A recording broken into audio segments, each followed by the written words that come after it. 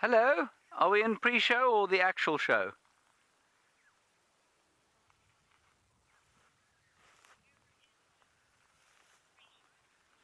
Right, pre-show. I'm not sure how long this pre-show is, probably about 10 seconds, everybody. Here we are on quarantine clearing on a very special and auspicious day, which Taylor and I and Tristan will tell you about a little bit later. Craig is on camera over there, and very far in the distance is a warthog. Can you see it, Craig? Craig, of course, is not the most vociferous man I've ever met. Bye.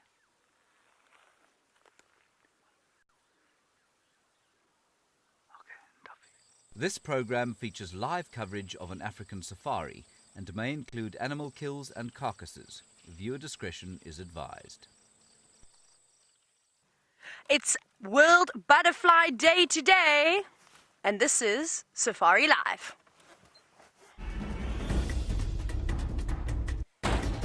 Ready.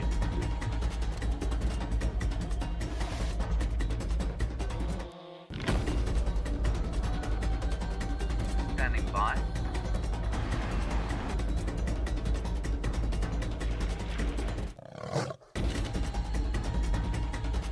Five, 4, 3, 2, 1. You are live, you are live. Good afternoon and welcome to this afternoon's Sunset Safari. My name is Taylor, and on camera with me for one last time is Brian and the thumb, and then we have the hourglass to symbolize that the time is now running out. So we've got 2 hours and 59 minutes to go with Brian, so we better make the most of it, don't you think? And of course, as you can see, today is World Butterfly Day. Happy World Butterfly Day, everybody. Happy World Butterfly Day! Woo! Now we need to find some butterflies. So hopefully we'll see a few. It's a bit difficult at this time, actually, just because most of the butterflies have come to the end of their lifespan. If you will remember, yesterday afternoon on the walk, I found a very tattered African migrant butterfly, which sadly was on its way out. But we've got a list today, and I hope that you've all downloaded it. Remember this list? It was shared on, I think, our Facebook page. You'll have a look. It's got the various butterfly names, and we're going to try and tick off as many as we can. And I can already see our first one, Brian. It is fluttering around over here. It might be a bit hard to get, but we'll sit tight. There it is. Da da da da. It was there, Brian. You are a champion. We have an African migrant fluttering around, looking for senners, which is what they typically lay their eggs on. Though again, that one is now completely white. I don't think that it will be laying any more eggs. I think that it will probably become the meal of a bird sometime soon. But there we go, starting off the afternoon, and we're going to try and cross as many as we can off of the list, of course. But as you know, you've got to have exceptional super skills like Brian to be able to get a butterfly on camera. Brian, it must be one of the hardest things to film. Yep. Very, very difficult, and you're doing a fantastic job. There we go. You can actually see how tattered and torn the wings are now. It has been... What was that? Did you hear that? It sounded like a growl, didn't it? I thought I just heard a growl. Sorry, butterflies. I know it's World Butterfly Day, but when something starts growling at you, that definitely catches my attention. Should we go and look? Now, we do have we've got schools joining us, of course, today. I do want to just let you know about them. I got very excited with the World Butterfly Day, and we're very, very, very delighted to have you all joining us. Just got very distracted because something definitely growled in here. I don't know what that growl was, though. Very, very interesting. And these things are quite peculiar in the bush. You just never know what you're going to see. Aren't you? Oh my gosh, I can see an African monarch. Can you see that down there? Just a little bit to the... There we go. That one is... There we go. No, that is an acria. There is a monarch. Is it the same one that I'm looking at? No, that's a different one. So this is one of the acrias, it looks like. There is an African monarch, but I don't think we'll be able to see it. Have you got it? There we go. So we got 3 down now. Where are you? Well spotted. There we go. That is now there we go. You can see the monarch butterfly. There we go. Wonderful. Fantastic. We need to find Brent's all his favorite acrias. I'm going to be looking for the wandering donkey because there are quite a few of them around at the moment. There have been plenty of them. So here we go. Lots and lots and lots of butterflies. But we're going to keep searching. Tristan was out earlier and he said elephant bull, so we might start making our way there. But there are more people who are joining us on the safari. So let's go across to Tristan and say good afternoon to him.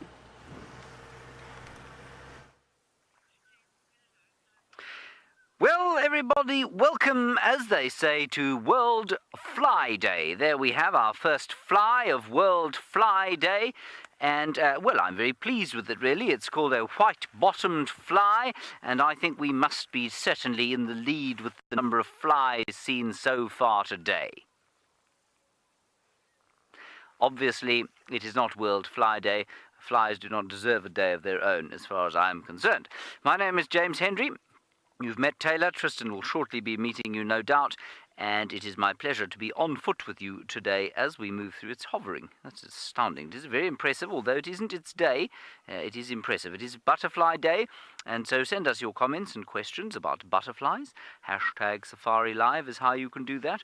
I'm sure Taylor, dressed as magnificently as she is today, looking not like any species of butterfly I've ever seen, but certainly I don't suppose that matters very much. I'm sure she's told you about the list that we have called Brent's butterfly list. I'm not sure why it's Brent's butterfly list, probably because he put it together. And, well, we're going to try and find some of these. You've seen the monarchs already. I'm not sure what else you've seen. But, of course, we are at an advantage because we are on foot. Now, as we just walk through here, what we will be able to do is flush a few butterflies, hopefully. We have seen acrias, but obviously they don't count unless you see them with us. We have seen broad-bordered grass yellows. There's an acria. Can you see it, Craig? Of course, trying to look at butterflies on camera will often result in a severe case of motion or seasickness. Can you see it, Craig? Did you get it? It went out of frame, but you did catch it, did you? That's one of the acria species, everybody. There are many. Then there's another one over here. Oh, I don't think that one's on the list. Sit still. That looks like one of the sulfur tips to me. No, I don't think we're going to bother to see that one. That one is very active. Yes, it will definitely get very ill if you try and look at him. Anyway, while we're looking for butterflies, we're also going to be heading down towards the south of the reserve, towards Treehouse Dam, where earlier on today, Tristan, who was doing some camera tests with Jean-Dre, managed to see a very large tusked elephant. So I'm hoping that we'll see that. So Herbert also spotted it earlier on, and perhaps also we will spot tracks of the royal family. Now, Tingana joined them on their kill, we think, yesterday, which means that for the 4 of them, Hosanna and Shongile, and their mother, and let us not forget their mother's birthday tomorrow, Karula's birthday tomorrow, she will be 13, they were joined by Tingana, and so the kill that Karula made a little while back I don't think is going to last a huge amount longer, so Herbie reckons there's a good chance they might come north back onto Djuma sometime during the course of the day. So that's excellent news. Also, tell us if there's a specific species of butterfly that you would like to see. Let us know and we'll do our level best to find that for you.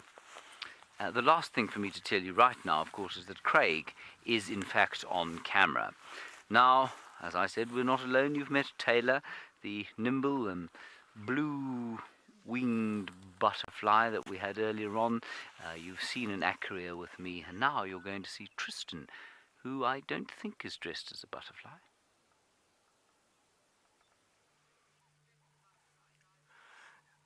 Good afternoon, everybody, and welcome to our Sunset Safari. Indeed, James, I'm not dressed as a butterfly.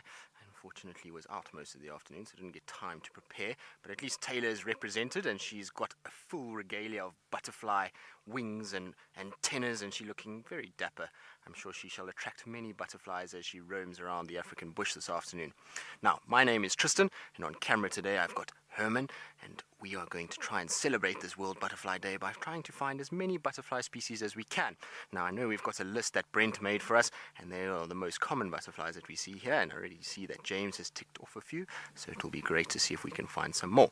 And a special warm welcome to the schools that are joining us this afternoon. It's wonderful to have you. I hope you'll enjoy all the butterflies that we show you. We are also going to look for some of the bigger animals too, which is why I am on this side of the world. So I've come onto the western side of our traversing area, and I'm going to try and look for some lions this afternoon. That is going to be my priority.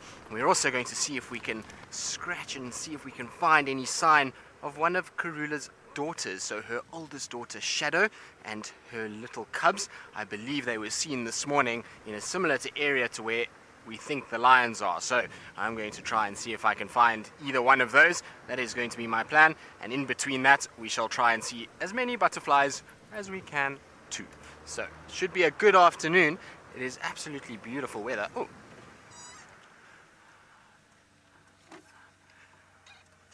so Nicole, you want to know how many types of butterflies are there? Sorry, there's a butterfly that is just flying off there. I'll get to your question now. Herman, you see it there? So it looks to be a female common diadem, which would be the number one on our list with Brent. I'm just trying to see if it's got the black dots on the wings. It doesn't look like it. So we get two species of butterfly that look very, very similar. You get the African monarch, which is this orange, black and white, but it has black dots on the wings. So hopefully this butterfly will land for us at some point and we can get a clear view of its wings. But the female diadem, funny enough, it doesn't have the black spots. It looks very similar, but doesn't have the black spots. And the reason why it looks similar is because it's mimicking the African monarch, because the African monarch is a little caterpillar, eats a poisonous plant, and that poison goes into the butterfly system and it becomes toxic, so no birds or animals eat it. And so the diadem is very, very clever. It's able to then mimic this monarch, which means it looks the same, and so birds and animals are fooled into thinking that it is toxic, even though it isn't. Right, so butterfly species in South Africa. Herman has spotted another butterfly. Let's see if we can see which one it is. Has it flown off maybe, Herman? They move around quite a bit, so you've got to be a bit fast on the camera with them, and they do flutter. He's sitting down there, but he's camouflaged. Okay, well then we're not going to worry too much if he's not visible. Thanks, Herman, though. That was good. So a number of butterfly species in this area. I'm actually not 100% sure, to be honest. I'll have to check it for you. I would imagine that there's quite a few. In the butterfly book that I have, there is a number of them. So I would hazard a guess in this particular reserve that we're in, I would say probably maybe 40, 50 species, but I'll check it and make 100% sure for you.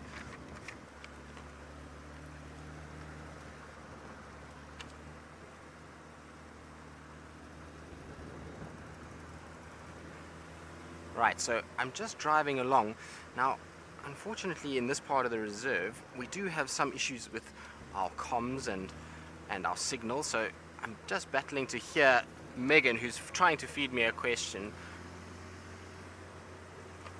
So, Emma, you want to know what is a butterfly's lifespan? Well, it depends on the species. There can be some that are a few weeks, some that are a few months, and some that are even a few years. So it depends on which one. It's quite a range when it comes to butterflies. It's like most insects.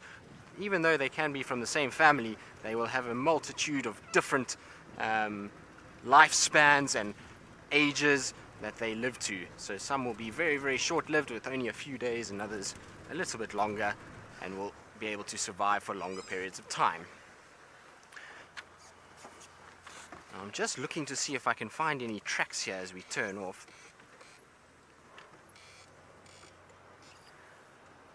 Naisha, that's a very good question. You want to know whether the butterflies are invertebrates or vertebrates. Butterfly is an insect, it is an invertebrate, so it does not have a bony skeleton. Oh, There's another one. So we saw the female diadem. Now there is a male diadem that is here on this tree. So I don't know if you can see it, Herman. It's on the back side of the tree, just through the branches there. So it was just flying. I'm going to try see if maybe I just go back, you might see it. So the male looks very, very different to the female. The female was that orange and black that we saw. So you see on the back side of this quarry here, Herman? No, wrong side, wrong side. No, this tree right here, this one? But towards the back edge, there's a butterfly sitting on the back side of the tree. I think it's flown off now. Okay, don't worry. We shall find more of them. The common diadem, as the name suggests, is quite common. But I was saying that the female is that orange and black with the white band that we saw earlier. And the male is different. The male has got black and white wings with a little bit of blue shadowing the white. And they look completely different, which is very, very strange in the butterfly world. Most of them look quite similar. You don't often see too many differences between the male and female. Alright, so you can see that this is a really good area for both the leopards and the lions. There's lots of nice shade here, especially for the leopards. There's lots of places for them to hide and to be able to spend their afternoon resting.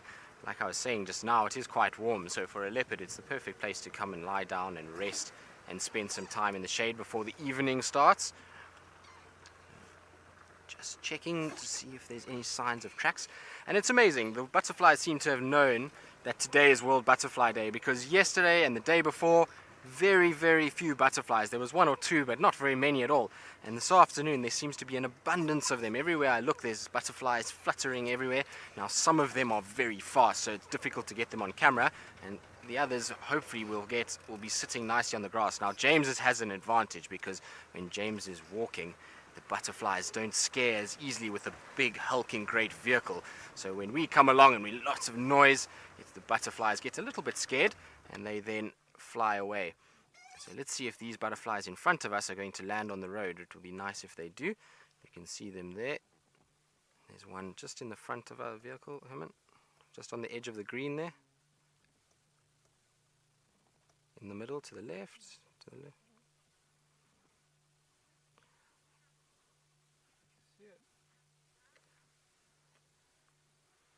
So I think it's gone off again, but they are very difficult. So they are very, very, very difficult to actually get on camera. So I'm trying to stop. You can see them landing there. Let's try again. There we go. There it is. A little bit closer if we can. And there we go. So that little butterfly looks to be a yellow pansy, which is also on our list today, so that's a good find as well. And the pansies often sit like this. They will sit on the open and they just twitch their wings slightly, and that's why you can sometimes ID them just from the movement of the wings. You'll find that they open them out and then bring them up again and then close them.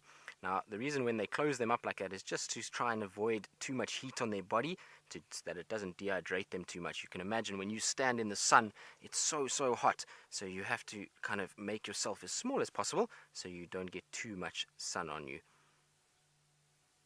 Isn't it pretty? So it's called a yellow pansy because it has lots of yellow all over the wings.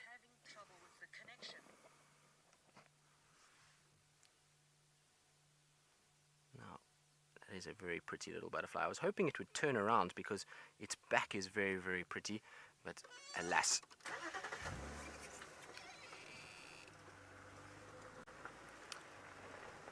So hopefully by this afternoon we will have ended up finding all of the butterflies on our list.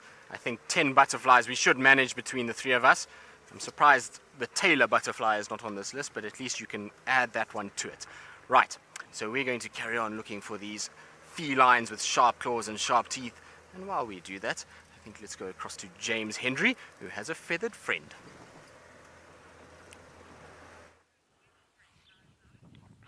Yes, indeed, a feathered friend, everybody, while the search for leopards and butterflies continues. That is the humble, grey-headed sparrow.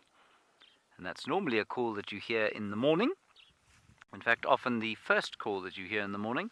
And there's a family of them that lives in amongst the bushes here on this termite mound. Now that one is very scruffy looking, as you can see. And that tells me that it's probably a juvenile, probably from this year's clutch, born in that sort of thicket there. Now they nest in tree holes normally, and I think this is a particularly clever place for a grey-headed sparrow to live. I think there are probably very few predators able to deal with the spikes in amongst which those grey-headed sparrows are dwelling. Quickly, David, we have a migrant, African migrant. You see that little bush there? Little bush? Yes? Yes, you got it. You got it, Dad? Well done, Batman. Oh, I've lost it too. There it is. You got it? It's disappeared below the grass. Yes. See it flapping.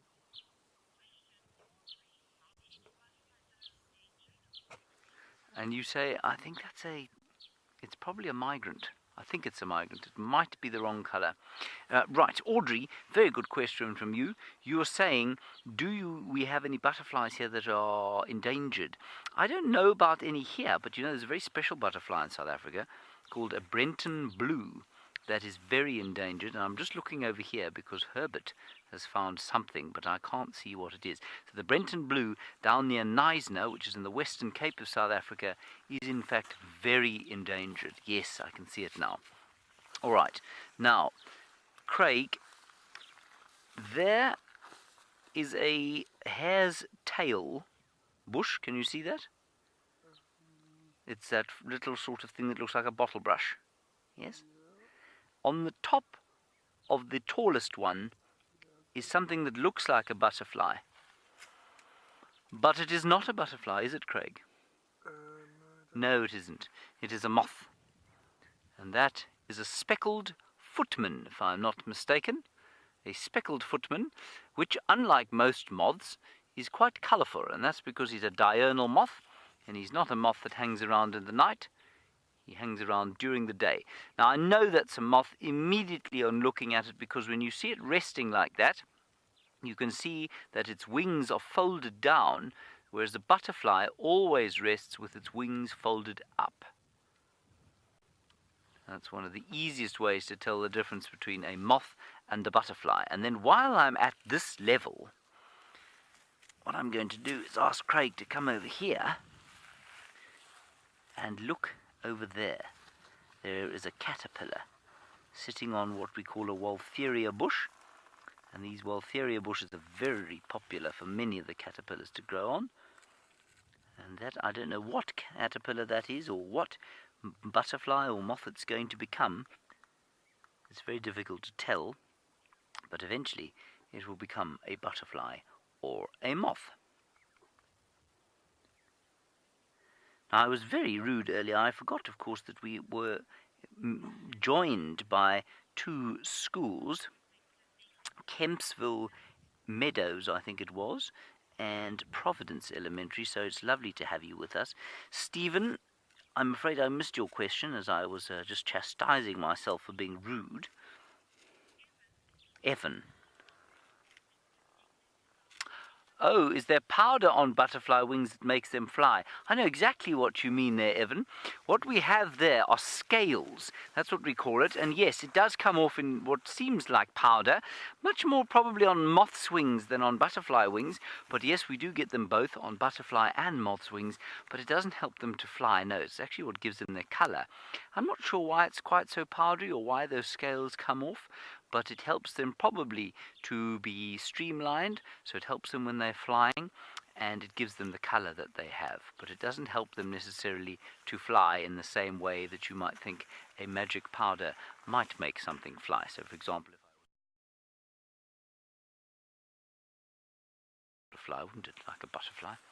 Probably a little bit sickening sometimes, because it is amazing how they change direction and they're able to fly in such heavy winds and heavy conditions despite how light they are. They don't weigh anything at all. Now, I'm also not sure if Taylor or Tristan have explained to you metamorphosis. So I'm just going to ask if anyone's done that for you, and if they haven't, I will do it now. And while I do that, Avia, you're wondering if any of the butterflies have, or what eats them mainly. It's mainly birds that eat them. But you saw that caterpillar eating on the Waltheria plant. The Waltheria plant and many of the plants out here are toxic, and that means that the butterflies become toxic to various predators. And often they're colored. You saw the monarch butterflies with Taylor a little bit earlier, and the acria with us very early on. What happens there is that the butterflies become toxic to the birds, and they turn that orange and black color, and that tells the birds, don't eat me, I am in fact dangerous to eat. Now, I want you to all say the word metamorphosis. Metamorphosis. We've seen a caterpillar, we've seen a butterfly. How on earth does that worm become one of the most beautiful creatures on earth? Well, you know what, even to this day, it's quite a mystery. But what we do know that happens is that the life cycle starts off with, say, that African migrant that we saw earlier on. It will come across to a bush like this, in fact this very bush, this is called a monkey pod or senna, and it will lay its eggs on the leaves, often the underside of the leaves of one of these bushes. And then the caterpillar hatches, and once the caterpillar's hatched, it starts to eat on whatever it's been laid on. So the migrant will lay, it's like being born in it's like being born in your own food, basically. And they'll start to eat these leaves immediately. And they get bigger and bigger and bigger very quickly. And eventually, once they have turned from a tiny egg, probably about that big, the African migrant will be a caterpillar about that long. Probably after about, say, 10 weeks or so, 8 to 10 weeks. And then it spins itself. Sometimes it spins a cocoon, sometimes it doesn't.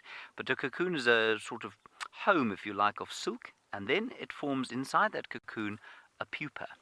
Now, if you were to cut open a pupa, so if we were to find a migrant that had turned into a cocoon or a pupa, what would happen is that after a few days, that caterpillar becomes mush. It doesn't look like anything. If you were to cut it open, it would just be plain liquid. So the caterpillar becomes mush inside the pupa, and then slowly, little bit by little bit, that pupa, that mush, becomes a butterfly. Somehow, by some mechanism that we don't fully understand, the wings start to emerge and fold against the abdomen, and then the feelers come out with their little clubs on the end of them, and then the head forms, and then eventually all that mush has turned into a butterfly, and the butterfly opens up the pupa and comes out and sits in the sun. And I don't know if you've ever seen this, but they then open their wings out and they stretch them into the sun, and they warm up, and it heats up their blood, which is called hemolymph, and eventually they fly away. And then they go and they lay eggs again. So that's how the life cycle goes. So it goes eggs, caterpillar, pupa, butterfly. And we had a question there about how many eggs a caterpillar lays, or a butterfly lays. It really does depend on the species of butterfly. But I think you could probably say that every butterfly out here probably lays at least, I'd say 500 to 1,000 eggs over the course of a lifetime. Can you imagine how many caterpillars are then born? Most of them, of course, don't get anywhere near surviving to adulthood. Most of them will be eaten long before they make it to butterflies. Isn't that amazing? I think it's one of the great mysteries of nature. In the same way as tadpoles, which many of you will know, turn into frogs. All right. Tristan has found not a tadpole, he has found not a toad, but he's found something else a bit scaly beginning with a T.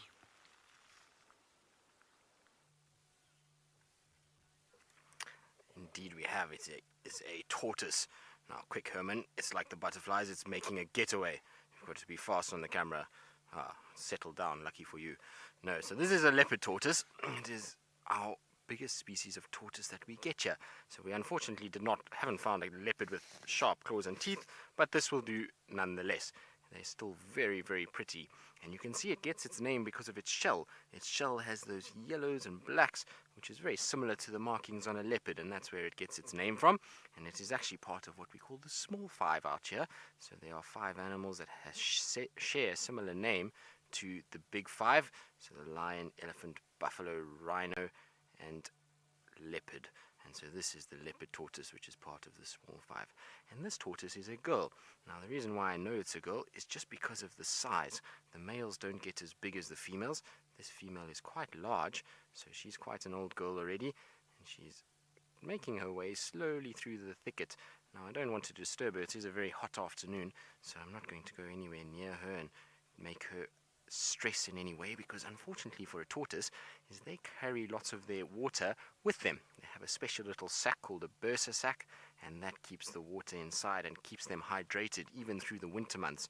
And the reason why they need that little sack is because these guys are very slow moving. As you can see, they don't move very fast, and so in winter, when we have very little water, it's difficult for them to find water, and so they need to store it with them so that they can keep water and keep themselves hydrated through those winter months. So we don't want to scare them, because if they get scared, then they drop all that water out and they can dehydrate and die. So we shall leave our friendly little tortoise and let her go on her way and carry on in our search for the cats.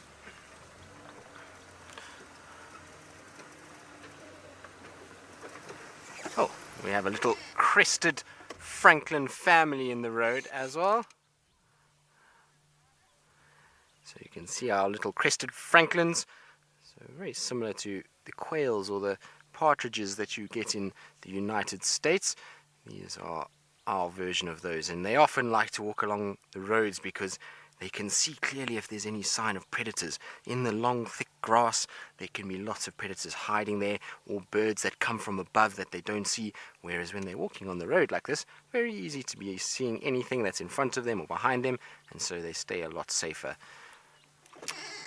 Right, now that they're going off the road, I think we can safely pass. So as we continue, let's go across to Taylor, who's got one of our more common antelope. We do indeed. It took us ages to find these impala. We've been looking and looking and looking for any animals. We didn't have, unfortunately, any luck with our big elephant bull. I think he's gone off into the thicket somewhere. So hopefully James is able to find him on foot at some point. But we actually are surrounded by impala, and there's lots and lots and lots of little babies at the moment. So they don't look so small anymore. They're a few months old. And when you live out here in the wild, you've got to grow very, very quickly. You can't grow too slowly, otherwise you won't be able to keep up fast enough with mom and the rest of the herd, especially if there is a leopard or a lion chasing after you. You need to be quick. Wyatt, now you've asked what is the most common animal in Africa. I think it is the one that we are looking at right now, the impala. So like I said, these are the youngsters. The little boys are the ones with horns, and then the little girls don't have any horns at all. And because of the age that these impala are at now, you can actually just start to see the tip of the horns on some of them. If you look at those ones that are rubbing their heads against the branch, that's a little boy. There's two little boys there now, wearing quarry bushes as part of, well, maybe their world butterfly outfit. Theirs isn't quite as good as mine, though. They may have also been doing that. There's lots of flies around, so often you'll see animals walking up and through little shrubbery just to try and get rid of some of the flies that follow them. But isn't this cool, though? Oh, now they're all using the luxury toilets at the same time. Naughty animals. But there's lots and lots of them here, and they seem very peaceful this afternoon, still sitting in the shade because it is quite hot. So you don't want to be out in the open today. It's not necessary, but it should cool down quite quickly, and then they will move around quite a bit. They'll probably end up going to this big open plain, just less than a mile from here, probably about half a mile away, behind all of these trees, where they'll go and rest for this evening, where it's nice and open. But there's a dam I want to take you to. It's not too far. It's actually just up the road ahead, and I wonder what we're going to see over there. Because it is such a nice hot day, I am really hoping to find some elephants. They're my favorite animal, and I'd like to see them splashing about, but we're not having much luck yet. Excuse me, impala, coming through.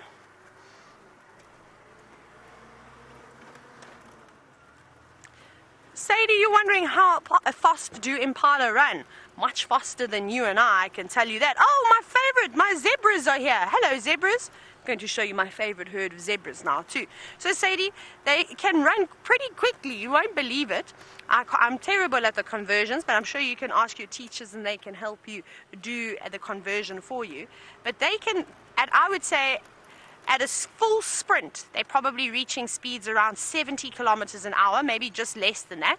But they should be able to sort of run quite comfortably for quite some distance at about, I'd say about 60 kilometers an hour. Hi, Zebbies. Now I'm going to try and sneak up to these guys. They're normally very relaxed. Hello.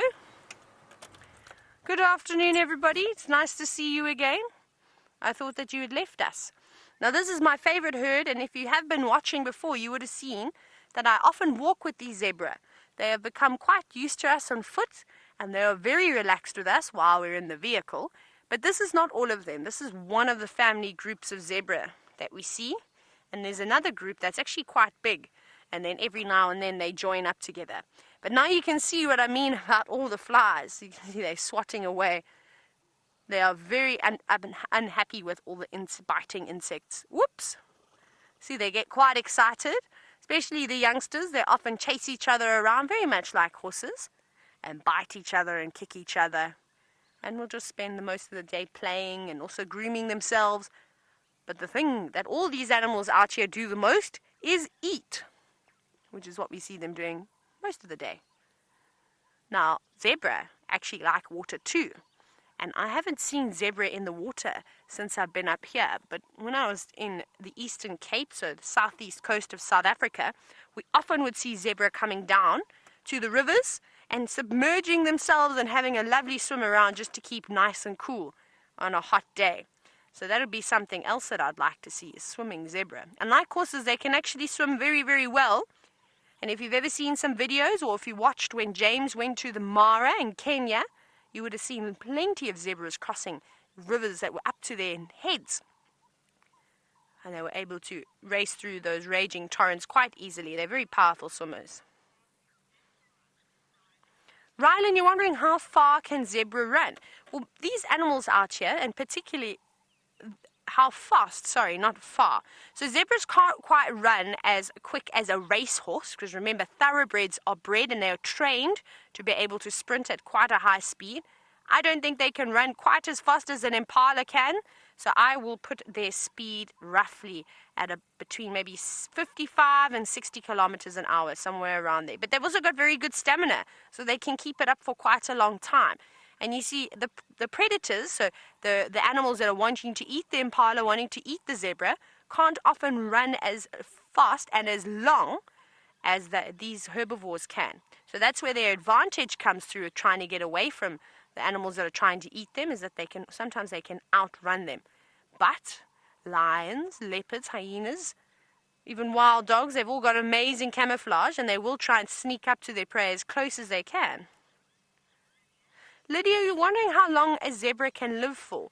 Again, fairly similar to horses, not quite as long as a horse, because I know when you have a domesticated horse that lives at home, sometimes they can live for a very long time. One of my friends had a horse that lived to almost 30 years old, which is very, very old, but the typical age is about 20 years. And I would say that it would be very difficult for a zebra to get to quite that age, because there are lots of things out here that would want to eat them, and life is very tough. It's very stressful. There's nobody to take them into a stable at night or feed them.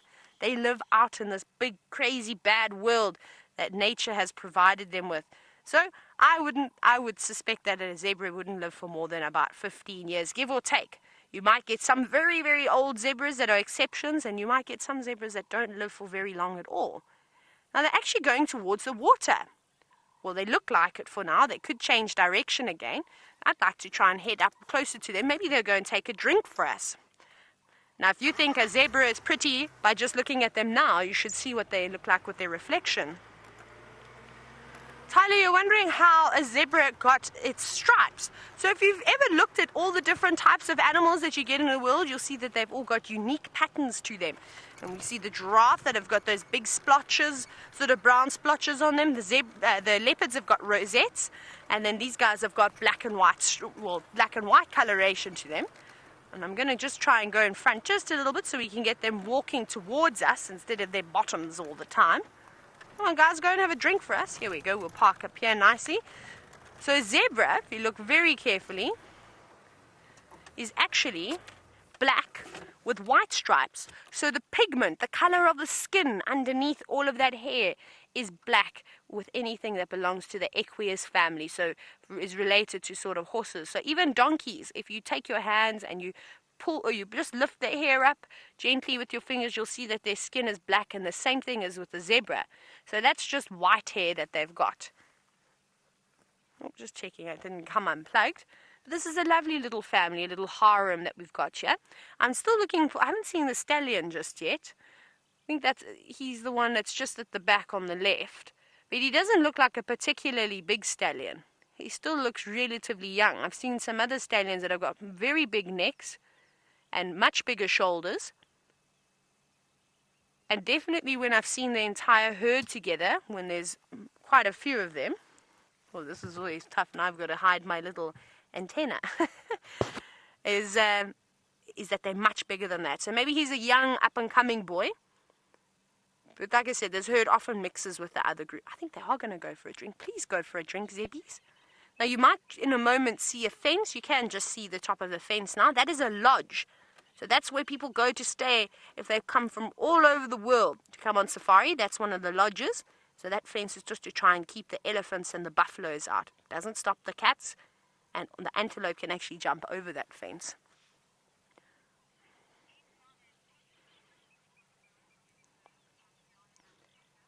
Adriana and Becca, you're wondering if zebras live alone.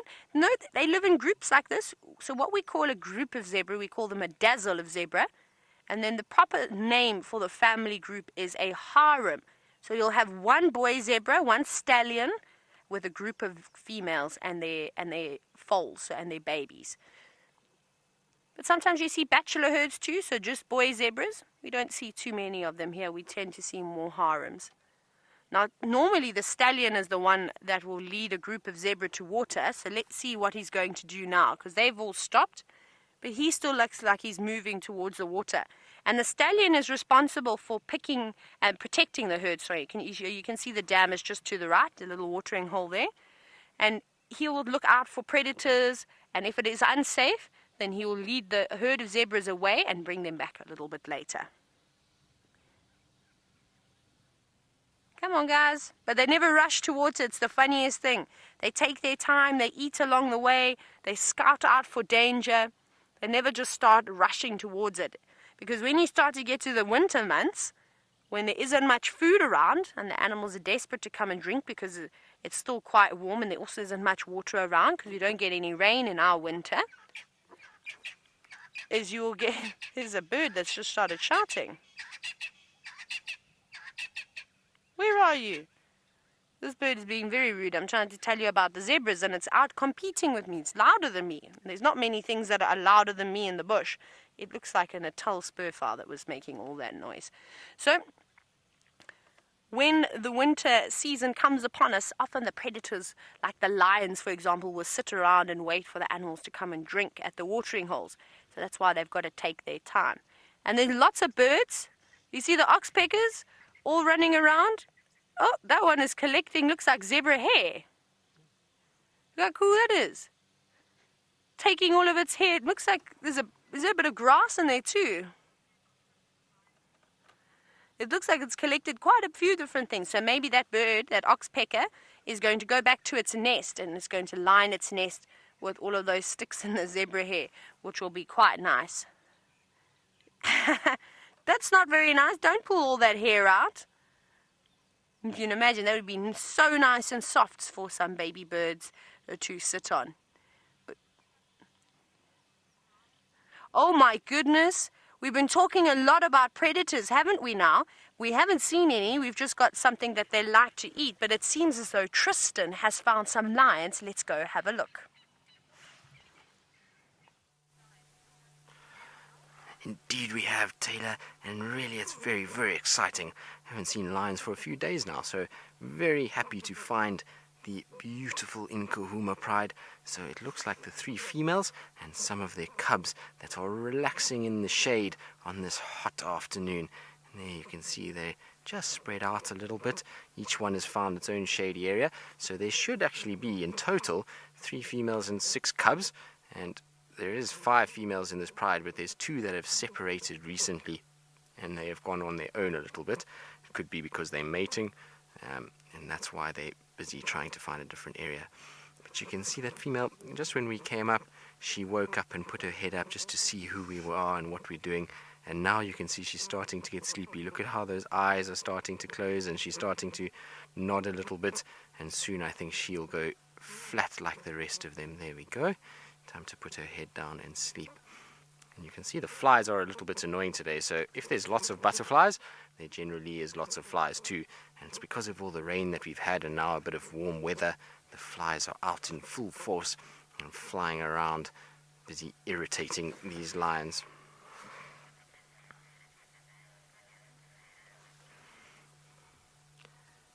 Now, this is quite typical of lions. Lions generally tend to sleep quite long periods of the day. They can sleep for up to 20 hours a day, so they are very, very lazy. And the reason why they're so lazy is because when it is time to actually hunt, then they've got to expend a lot of energy. And so it's better to sleep during the hot part of the day and try and store your energy than it is to run around and waste energy. And also in the daylight, the antelope can see them a lot easier than at night, so it's a lot harder for them to hunt, so they would just be wasting excess energy by running around. And you can see there's the rest of them in the background, just the odd ear flicking every now and then as the flies go inside.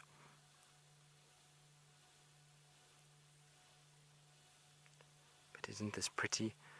I always love the contrast of the color of the lions in the summer months.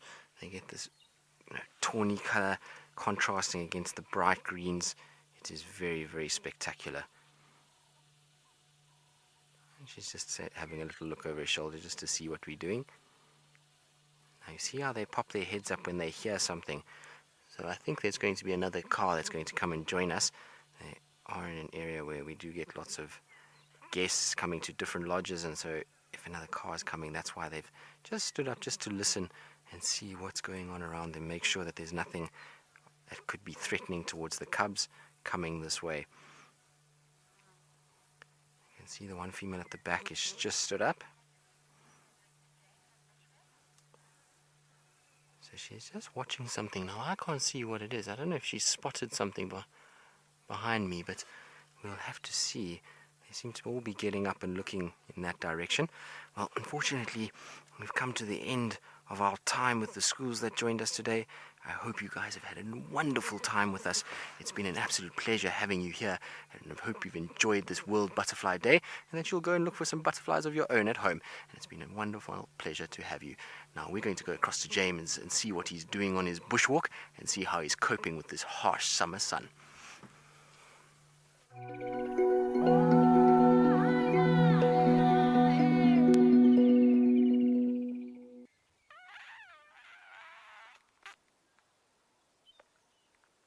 Here we have a caterpillar disguised cunningly as a schnauzer, if you know what I mean.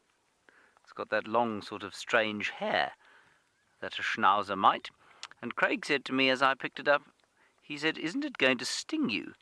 And my answer to him, no, it won't sting me, because what I'm not doing is putting my hand on top of those nasty hairs, and it's also not getting down my shirt. Like Brent Leo Smith had a rather unpleasant experience about a year ago, where he by mistake drove under a bush that was filled with these things. I think they were actually the processionary caterpillars, and they got into his shirt, and he was unable to carry on the drive because his skin came up in very itchy, painful welts. Now, if I was to put this caterpillar down my shirt, which I'm not going to, I think that might also be the case. But I can't feel any stinging on my hands at all. They can't actually sting. It's an irritation that occurs from the hairs. Isn't he spectacular? Lime green and a little bit of sort of brown and grey and black and white. It's a wonderful colour.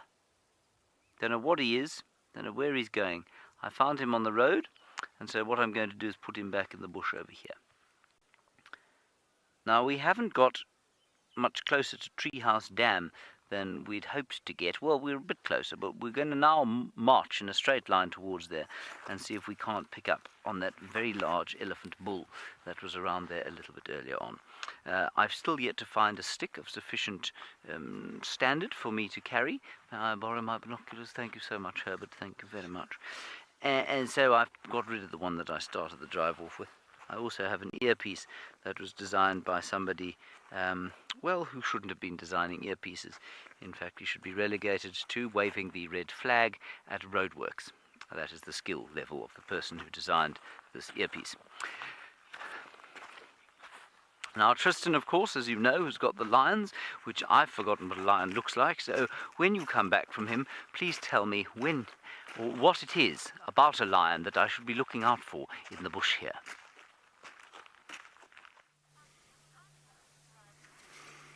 Well, James, I must be in the same boat as you. I can't remember actually the last time I saw lions, so it was a bit of a shock to see them. In fact, Herman spotted them before I did.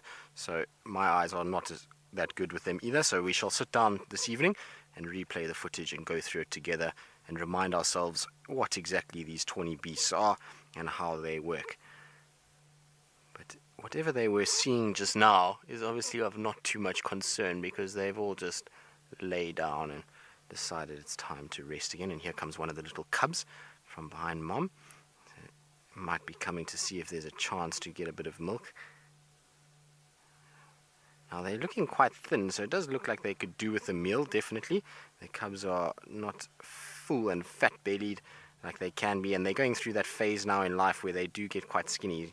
When they're first born, lion cubs are always so fluffy and fat, and they look really, really healthy, and then they go through this kind of stage where they go between sort of 6 months and a year, and they always look a little bit scraggly at that time. They kind of thin out a little bit, and then by the time they reach a year old, they start to fill out again and start to look like this adult that's busy approaching now. Doesn't she look spectacular?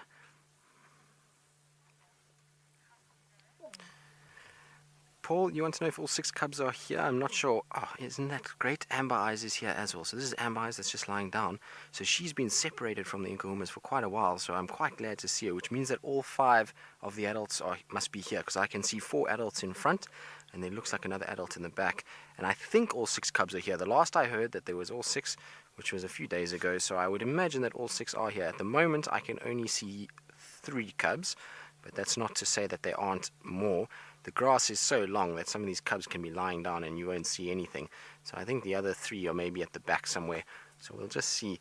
The sun is busy moving, and so where they were lying, they've unfortunately lost a bit of shade there, so it's getting a bit hot, and that's why they've moved closer to where we are.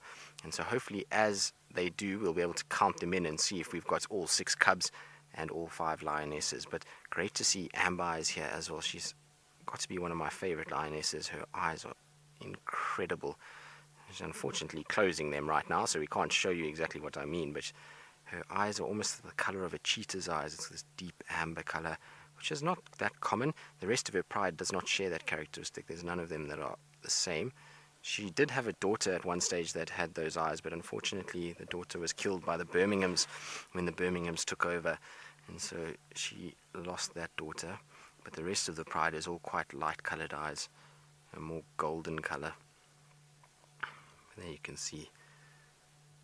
And she is an impressive lioness. She's very powerfully built, quite a large female, and when I've seen her involved in some hunting, she's generally the one that's right at the front, leading what's going on and making sure she's in the thick of the action all the time. But she looks really good. I think they've fed on something quite small recently. They've all got like small little bumps on their tummies. Nothing major. In Amber Eye's case, it might be that she's starting to show signs of pregnancy. I can't see very nicely, but given all the mating that she's done, maybe she's pregnant. It would be interesting if she is. Now, I was talking to Brent the other day, and Brent was saying to me that he reckons that Amber Eyes hasn't had any litters of cubs. I don't know if anybody knows if that's 100% true, but as far as I know, she hasn't raised a set of cubs. So I wonder if maybe she has a problem in that she can't actually produce. It'd be interesting to know. She definitely has mated a lot with the Birminghams. I've seen her a few times mating, and as of yet, she hasn't produced anything. What's also going to be interesting is if the youngest female is present with them. The last time I saw the youngest female, she was mating with one of the Birmingham boys last week, or sorry, 2 weeks ago, and she was separated off by herself. So I wonder if she managed to find her way back to the pride and whether or not that mating has been successful or not. Now, we won't tell just yet if she only mated a few weeks ago. It's going to be too early for us to even know if she's been fertilized, but within the next month or two, we should start to see that belly swelling slightly, and by the time she reaches about 2.5 months, then you can tell for sure, because the belly really swells in a different area to what it would swell if there was food in the belly. But I can see some more cubs now playing in the back as well. So Crystal, the lion cubs now, there's three different litters in this set of cubs. So the older ones are about 8 months. They were born in May last year. So actually they're getting on a little bit now. I suppose we're into March already, so they're 9 months. And then the younger ones are about 7 months then. They were born a little bit later in June.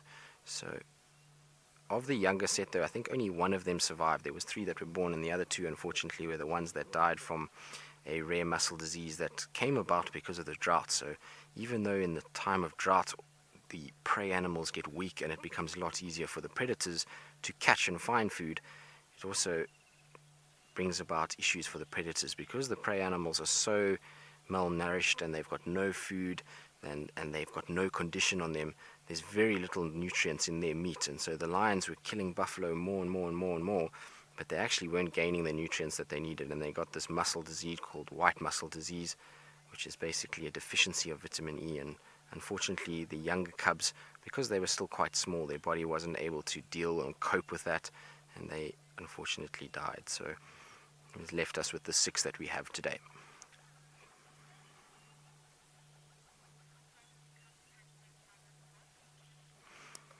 So Kelly, the cubs will suckle from their mothers. I mean, they're a little bit cheeky. They try and suckle for as long as possible, but generally they're starting to get weaned already from about 5 months, and once they reach sort of 6 months, they're pretty much off the milk. Although I have seen a 3-year-old male suckling from a mother that had another set of cubs. So she had her next set of cubs and he was still suckling, but generally it would be between sort of 6 and 8 months they'll be completely weaned off and will no longer be suckling milk at all and will be onto solids. And most of these cubs are the same. The last time I saw the Nkahuma Pride, there was one female that was still producing a little bit of milk, and the cubs were trying to suckle and they were moaning because I don't think much milk was actually coming out. And the rest of the females, they have no visible signs of producing milk, so I think the rest of them have stopped production, and so most of them are actually weaned at this stage. But Paul, to answer your question, it looks like all 6. So I've counted now 5 different cubs. Darwood, this is a very common question that we get, and it's to do with male lions and where they are and why aren't they with the pride. Well, in this particular area that we're in, we don't see that typical male lion, females, cubs, pride situation. What we get here mostly is male coalitions, so groups of males that spend time together and roam around in these areas and occupy quite large tracts of land. And they've figured out if they stay together that they're going to be able to dominate large areas, which will be access to multiple different prides.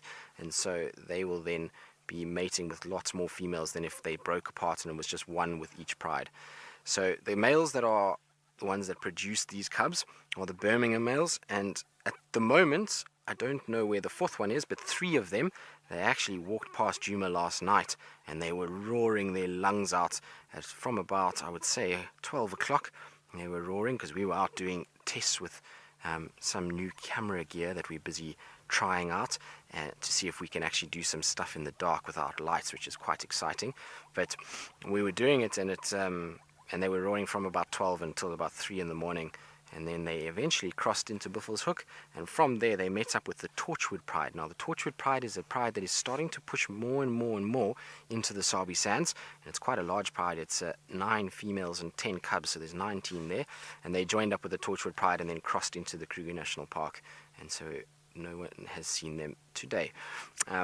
But they will move quite big distances, and that's why I was saying it's quite an advantage to be in a coalition, because as males they can join up, and now those 4 males, instead of sharing 5 females between them, they now can share these 5 females, the 3 females from the Styx Pride, the 9 females from the Torchwood Pride, and if there's any other prides that come around this area, they'll then incorporate them too. So it makes much more sense than breaking apart by yourself and having to fight off other males on your own, than as to stay together in a group of 4, occupy a big area and have access to a lot of females and a lot of resources in terms of water and food.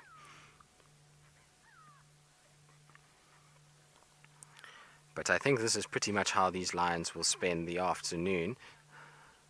I think they're going to be very, very flat and sleepy. It's still very warm.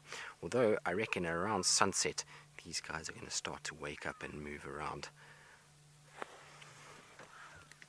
So it's going to be interesting to see what happens with them. I reckon that they're going to be hunting this afternoon with that small tummies that they've got. I reckon that there's definitely going to be some movement tonight. So I think we'll stick around and see what they do. So while we watch them sleep away, let's go across to Taylor, who's continuing our march forward, counting down the species of butterflies on this World Butterfly Day. We haven't seen any more butterflies just yet, Tristan, but we are indeed looking. I'm also very interested in finding an elephant, and well done for finding the nkuhumas, and I'm so glad that all 5 of them are back together, because we were all worried sick whether they were going to return to each other. We weren't 100% sure what was going on there, but how fantastic is that? And I'm sure you're all very excited. So remember to share your screenshots with us of the return of the Nkuhuma Pride, and you can hashtag SafariLive, of course, with your questions and any really cool screenshots that you get today too. But let's see if we can see any butterflies around here. There's quite a few different acrias out at the moment, but they're all looking very tattered as well, just very much like the African migrants. They're not looking great. The only ones that I've seen at the moment that still have got beautiful colors on their wings seems to be the African monarchs and the pansies. I haven't seen too many tattered pansy butterflies. Actually, I haven't been seeing too many pansies, just a couple of yellow pansies. Now, one of my favorite butterfly species, and I don't know, maybe some of you have got a photo that you can share, perhaps you've seen one with Brent or one of the other presenters, is an eyed pansy. They're lovely and blue, and they really, really are stunning creatures. Down in the Eastern Cape, we were very lucky. We got green-banded swallowtails. What was one of my other favorites? We see a lot of eyed pansies, of course, lots of diadems and guinea fowl butterflies, which were quite nice as well.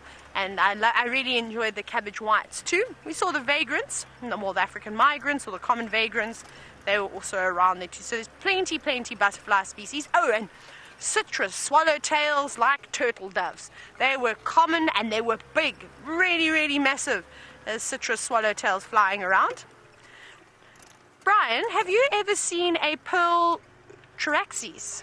I haven't. Haven't you? No. It's a very nice butterfly. I don't know if I've seen any here either. They're really nice. I saw them down in the southern sector, so those are nice. Pearl Charaxes or Pearl Emperors. I think the name has gone from Charaxes to Emperors now.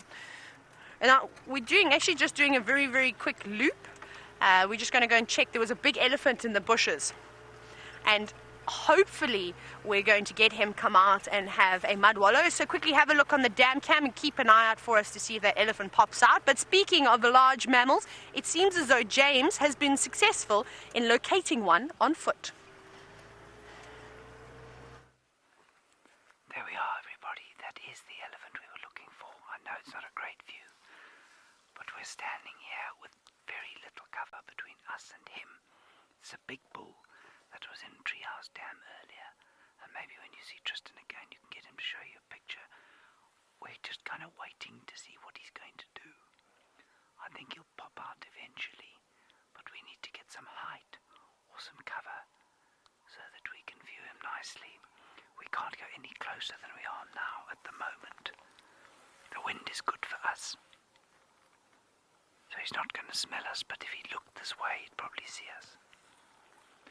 I'm just going to move slowly this way.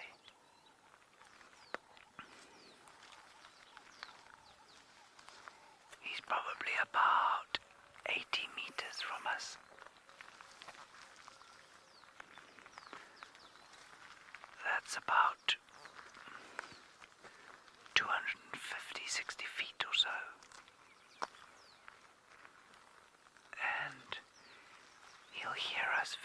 quickly if we make too much noise or we stand on a stick or something like that.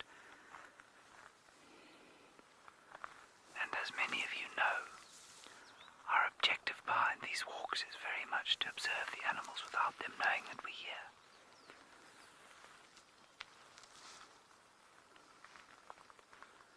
The sky is proving quite elusive. We're going to go around this tree here. Now the person who finds this job the most difficult, of course, is Craig right now, because he's got all the equipment and he can't watch where he's putting his feet. So this is a fully grown elephant bull. He's a big chap. Is that the elephant or a termite mound?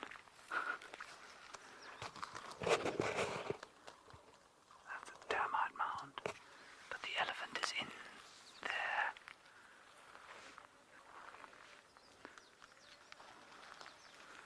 Maybe he's just saying he's moving down this way.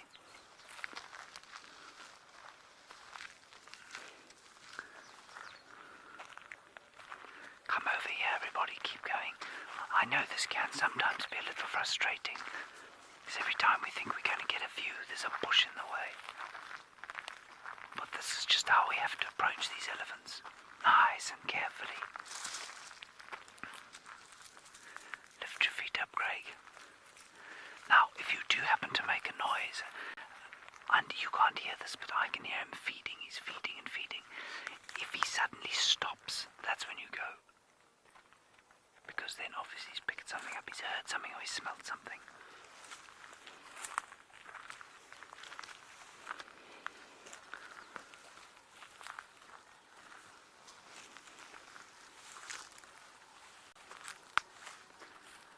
Alright, we're going to try and get a better view of this elephant. While we do that, Taylor has got some that are being far less serious than this chap. Oh, we do have some elephants, but they're definitely slightly spooked. But we did see a very big elephant bull earlier. He was hiding away in the thicker vegetation. And they seemed to be, they were swimming happily. And then the next minute, they've just freaked out and they all came out of the water and are moving away. So I don't know what has startled them so much, but we'll see if we can get a better view. But this particular pan down here, unfortunately, is not deep enough for the ellies to swim. It sort of just covers, I think, their knees, and then that's about it. But a big herd nonetheless, and it was something that we wanted to see this afternoon, so at least we managed to tick another animal off of the list. Now I'm looking around for this ellie bull. I thought I heard some branches moving around, but I don't think so. I think he's maybe got distracted. Should we go and get a closer look? What do you think, Brian? I think so.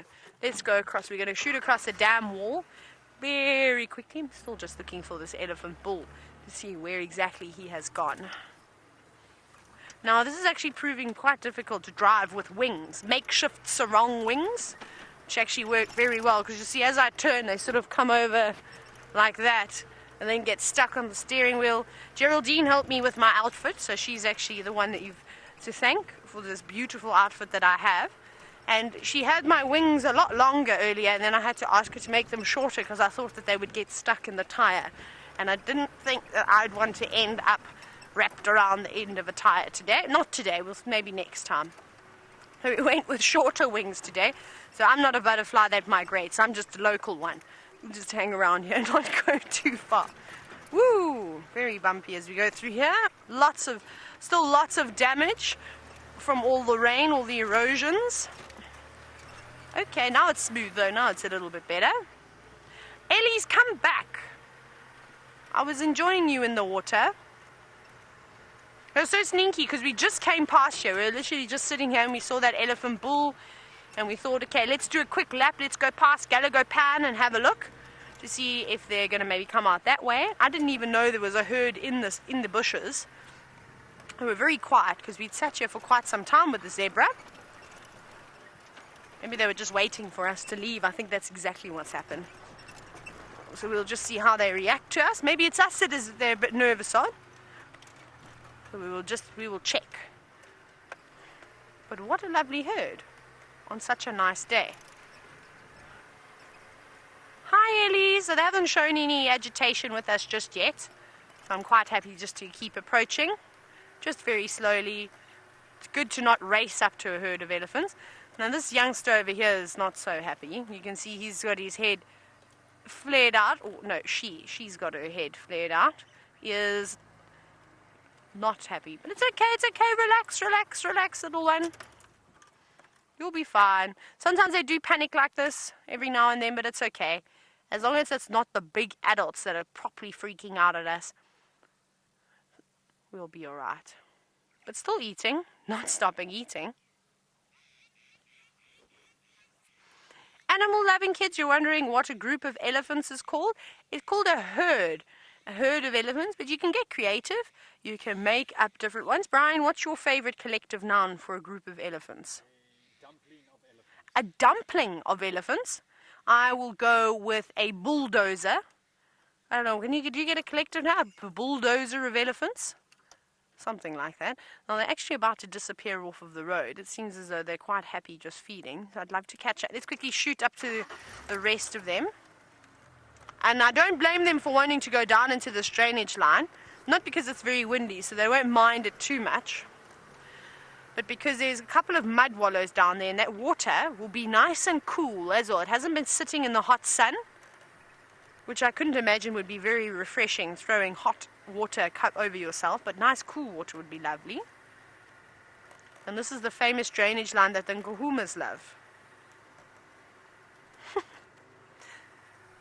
You can see my little antennas popping. You know, elephants. I don't know how I'm going to keep them out. Animal-loving kids, you're wondering if the elephants can communicate with humans. I'm going to just stop here. Hi, guys. See, they're actually very relaxed with us. They don't mind us at all today. Thank you. That's very kind of you. Now, communicating with humans, it's a bit tough because we can just read their body language, but we can't understand the rumblings and the infrasounds that they're sending out. Sadly, most of the ways that they communicate through infrasounds are too low for us to even pick up. So we can hear a trumpet, we can hear the, and then there's a very sort of deep tummy rumble that they let off too. So we sort of hear those three basic sounds. The rest of it, which is more complicated, we don't get to hear. So it's very difficult to understand what they're saying. So generally a trumpet is not necessarily a happy sign. It normally is when they're distressed. You often hear young calves sort of shouting and screaming about, or older calves, when mom says, no, I don't want you to suckle anymore, as sort of as a form of distress. But communicating with us directly as wild animals, no, I don't think that they communicate with us. We've just learnt their behavior. When they tell us that they're unhappy with us, by showing us different signs, flaring their ears or pointing their noses towards the sky, moving their tails away from their body, or shaking their heads, stomping their feet, and we know that we need to give them a little bit of space. It's a massive herd. There's actually a whole lot that are heading towards Gowrie Cutline as well. It's really, really big. But this is so lovely to see them feeding on all of this lovely lush grass. And snap away, take as many screenshots as you can, because it is going to be really interesting in a few months' time to compare the vegetation to what it is now, to what it will be like in the heart of winter, and see how dry it is. And it'll be interesting to see how long the grass is going to last.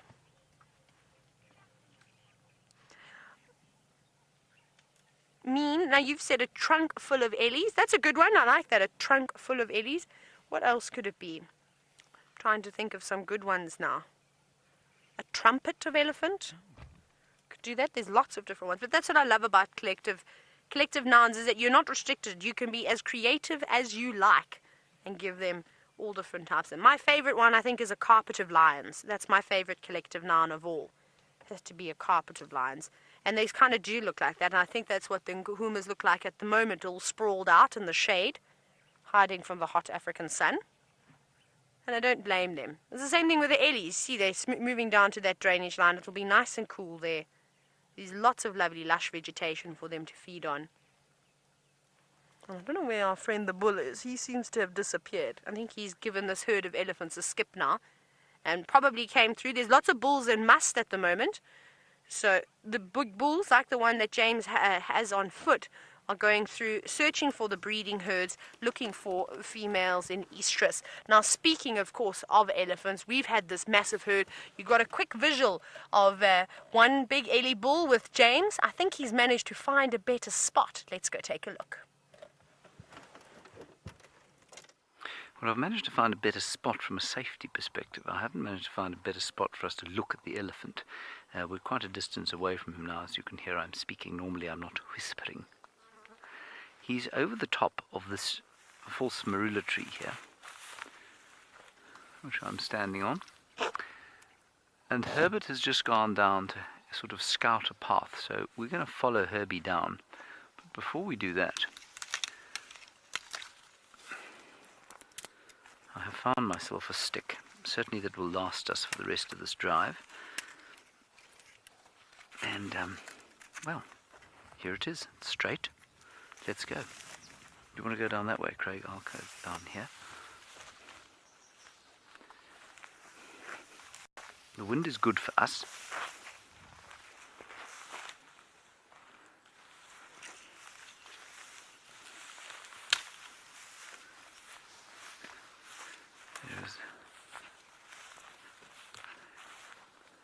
Now, Herbie thinks he's going to go back towards Treehouse Dam, which is not far from here.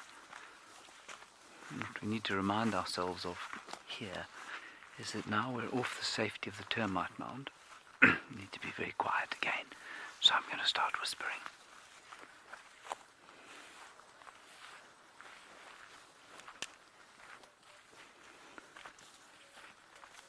I'm not sure what I think I'm going to do with this stick while we're approaching this elephant.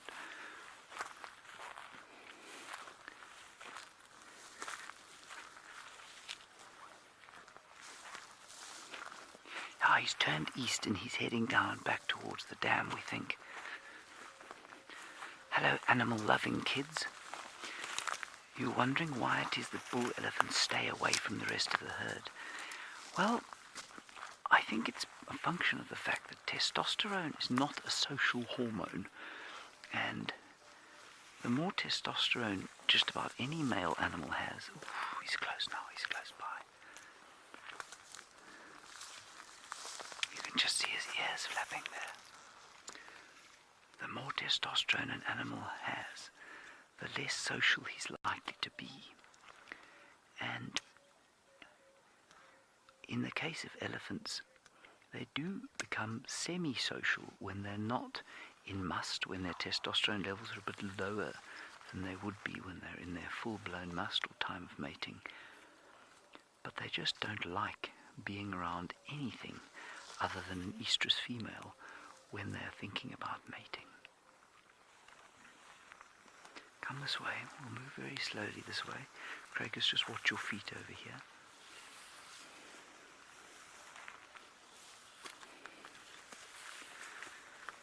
And while I feel relatively calm, my heart rate is up because it's not necessarily because of the potential danger here. It's because there's a profound sense of something else. The profound sense of that we are not as dominant as we think we are a lot of the time. And that out here, without anywhere really to go, relying purely on our brains, which of course is our most prized asset when it comes to looking after ourselves, we truly are in the middle of where it all began for humanity, here in Africa, in amongst these great creatures. And they have played an enormous role in molding us into the species that we are. And so there's something very ancient or primal about being in their presence on foot, even if it does mean we're getting very small glimpses of them. Herbie is just indicating that he thinks we can continue coming forward. I think we'll get a view from here. And of course the big trick is, while you're approaching an elephant bull that side, you've got to keep a lookout all around. Could be a buffalo lying under a bush there. Okay, nice and careful through here, Craig.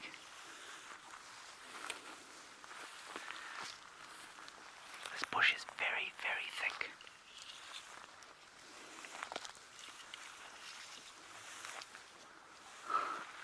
There you can see his tusks beautifully. Come, let's go and stand where Herbie's standing.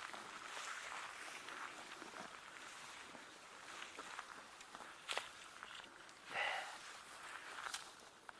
Can you see him there?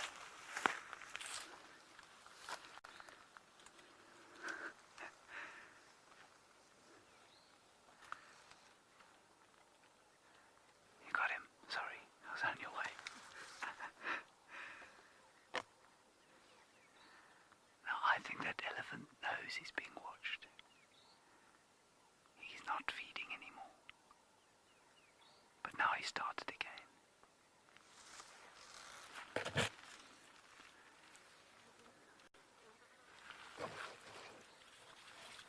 Now we're still about 80 meters from him or so, probably about 260 feet. And he's flapping his ears because it's quite warm, it's not hot. It's a rather delicious temperature, it's the perfect sort of March, April temperature. Probably about 72 degrees or so Fahrenheit. And Herbie's just indicating that where he is, the view is no better. So I think this is where we're going to stay for the meanwhile. And I'd love to know from you how a sighting like this makes you feel. We played the game during the TV series of the one-word tweet. I'd love to know in one word on #SafariLive what it would feel like to you to be on foot with a great giant like this, 45 years plus, 6,000 kilograms, upwards of 14,000 pounds. How do you think it would make you feel? #SafariLive, tell us how you think that would make you feel. And I guarantee you, it would be different from the sense that you'd get if you were actually here. Because even in vehicles, no matter how many times I see elephants, this feeling of being with them on foot, knowing how ultimately vulnerable we are. Look at him. He's coming this way. He's got massive, massive tusks.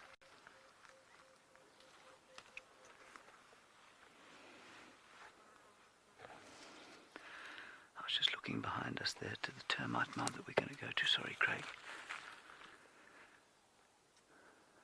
Yeah, that elephant knows we're here. See, he stopped feeding. I don't think he's nervous about it, but he knows.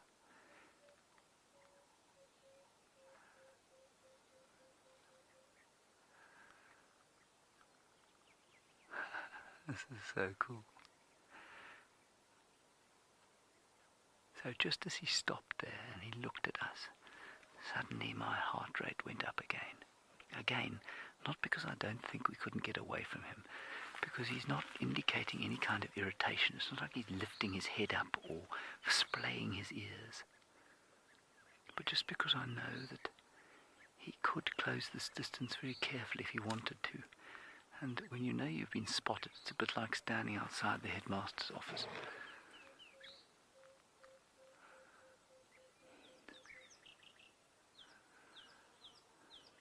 Hello, Caleb. You say trepidation is your one-word tweet. Thank you for that. Yes, there is a certain sense of trepidation. But for me, what I'm trying to get across to you is not the danger thing. There are lots of danger rangers around the place who will tell you that we have the most dangerous job in the world. But for me, it's very much a sense of how do we touch the wilderness? Yes, hunter, absolutely. I feel that. Well, I feel that most of the time, but definitely now. Small, you say. I think it's a great word. We definitely feel very small in his presence. Go over there to Herbie, Craig.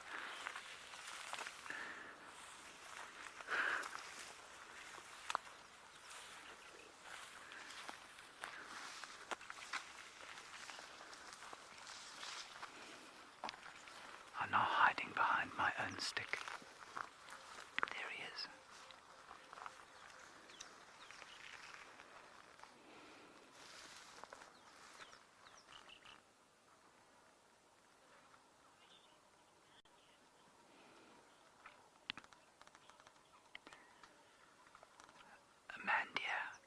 question. You say, how big are the tusks, Amandia? The amount of tusk sticking out from his top lip is roughly equivalent to the stick that I'm standing next to now. It's not nearly as, the stick isn't as thick, but those tusks are this long. This is about 5 feet, maybe 5.5 feet, and they're about this thick. At the base, they're about that thick. And at the tip, well, they're quite sharp. You don't want to be on the sharp end of them.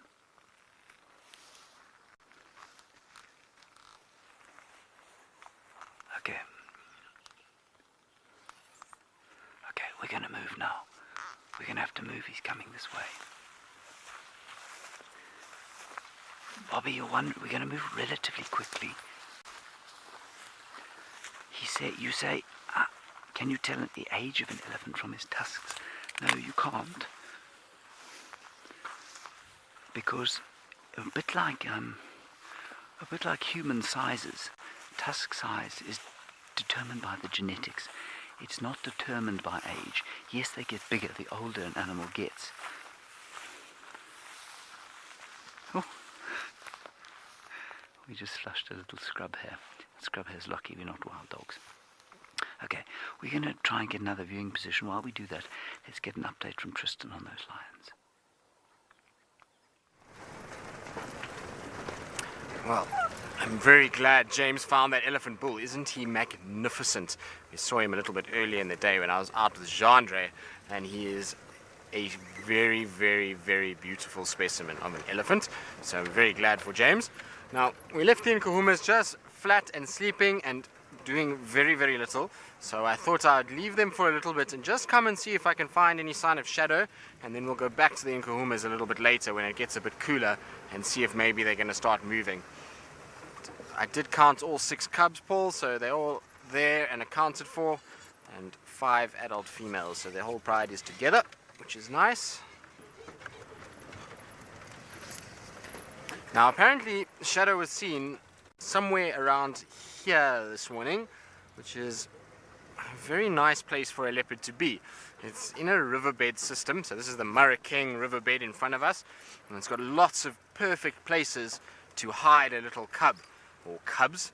So I want to just check around a little bit and just see if I can find any signs. So first I want to check, there's a termite mound just to my left here that is very big and densely protected. So I want to just check there. If there's nothing there, then I'm going to turn and go back towards Red Dam side, because she often uses those drainages around Red Dam. So maybe she was just passing through this area with the little one. But I just want to check up on these mounds here. There's 2 sort of 3 mounds that run through here, and it's actually quite a nice place for a leopard to be sitting in this late afternoon, get out of the sun and have a nice place just to rest in the shady undergrowth.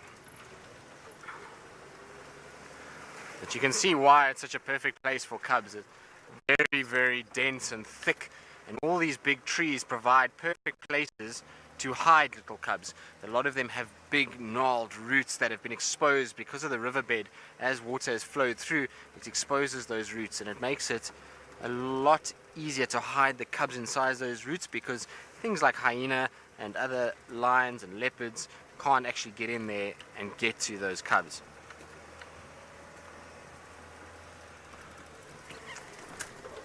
But it's amazing how different this all looks to 6 months ago. 6 months ago there was no grass whatsoever in this riverbed. It was just plain sand. It was completely open, and all the vegetation was pretty sparse and bare. It was not looking very good at all. So the termite mound I was thinking of is this one up front here. It's got a beautiful big jackalberry that comes out of it, or off to the side of it. And it really is quite nice and sheltered, so I just wanted to check. You can see there's also a nice big hole inside there. Now that wouldn't be a good place for a cub, but it's still, I've seen other leopards spend a lot of time, and I've seen her here before with her cubs just on the other side of this tree. So just coming to have a little look, but it doesn't seem like there's even any sign of her tracks here, so I'm going to turn around and go back the other way like I said. Now the thing is that if she is around and she does have her cubs, she we won't be able to view her at night. That's why I'm trying to do this now. The lions we can spend some time with in the evening, so I'm trying to do this now just so we have a chance, if we do pick up tracks or if we do find her, just to spend a little bit of time with her. So Herman, you got to keep your eyes out. Animal loving kids, my favorite animal, well, you're looking at it. So my favorite animal is the leopard. I absolutely love them. There are these incredible animals that are solitary but are still able to look after themselves and provide for their cubs, and as males be these big dominating individuals. So I really like their sort of shy, reclusive nature, and then they couple they are just absolutely incredibly beautiful animals. Really nice to photograph. So that is my favorite animal, followed very closely by elephants and wild dogs. Right, so we're going to go through a bad signal area because we're in this riverbed. So let's go across to James and see if he's managed to dodge that big elephant bull. I'm just having a discussion with Herbie about what our escape route from here is. It's fine. And so our plan will be, he's just basically saying if the elephant comes into the open here, we've moved quite a long way away. He walked a little bit towards us, and I think he definitely knows that we're around. And I think that's probably because he heard us and then looked up and we were standing in the sun. That's not a train smash at all. He didn't react in a negative way, and so I'm not worried about that at all. I am worried about this earpiece, which is shortly going to be snapped and then stomped on. Excuse me. And so what Herbie was saying is that if he comes closer towards us, we'll just head down and west and use this termite mound as cover as we go.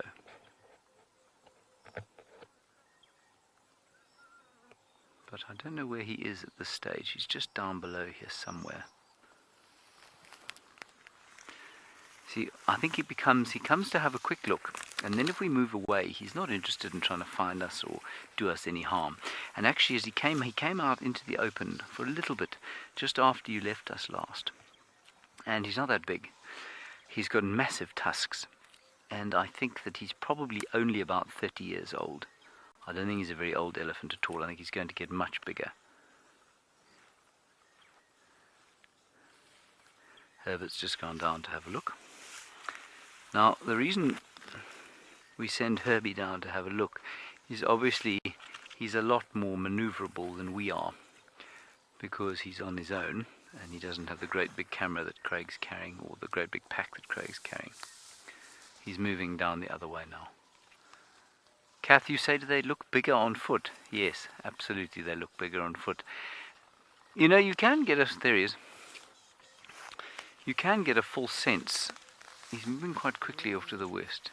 He's directly where my stick is pointing. He's in the bushes there. He's a long way from us. So he's changed direction. Kath, you can get a full sense of their size until you are standing quite close to them, and then it's really quite scary. There he is. You see him?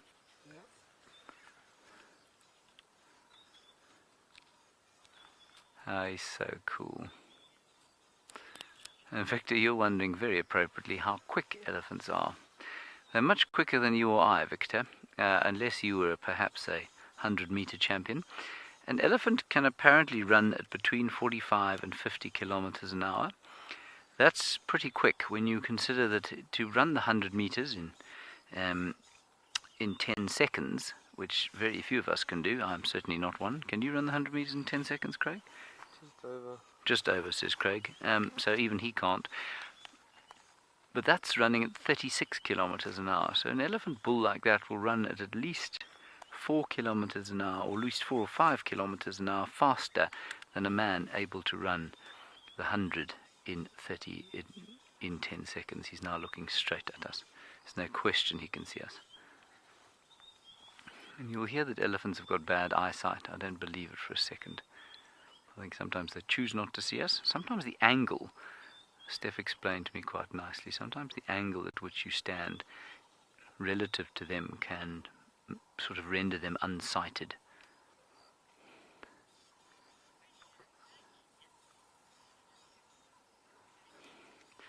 Hello Maggie, you say, is this bull considered a super tusker?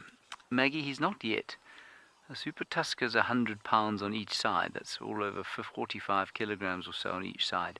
I think maybe he will be when he gets older. You know what? The term super tusker for me is a little bit like the term big five. It comes from hunting, which I almost universally consider to be a practice that belongs up there with slavery and the burning of witches at the stake. And so anything kind of to do with it, certainly the terminology that we've been left with from the hunting traditions, I tend to try and stay away from. So is he a super tusker? Yes, he probably could be a super tusker one day. But the less credence we give to that stuff, the less people are going to start looking for them, the less people will try to hunt them, and I suppose the less aware we will be of the tusk size, and the more aware that we'll be of just what they're doing with the ecology of the area, if you know what I mean. He's agreeing with me there by giving us a very fine, flatulent bubble.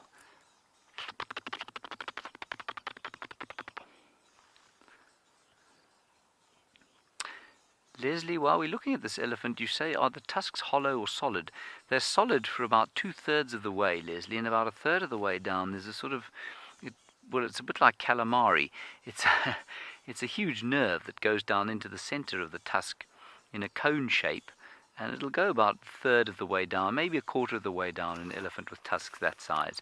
So about 1/4 of the way down goes this nerve, and then it's a very thin layer of ivory then, and then it gets thicker and thicker and thicker, and then for the sort of bottom 75% or 66% perhaps in a smaller tusked elephant, you'll find that the tusks are completely solid. We're not going to try another approach of this chap because he has seen us now, and he's obviously aware of where we are.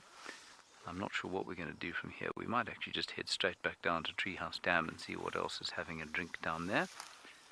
And then we'll make our way slowly towards the north as the sun begins its inexorable sinking down towards the western horizon. All right, Herbert, shall we make our way out of here? Sideways. I think sideways is the best option, otherwise we'll end up on our faces.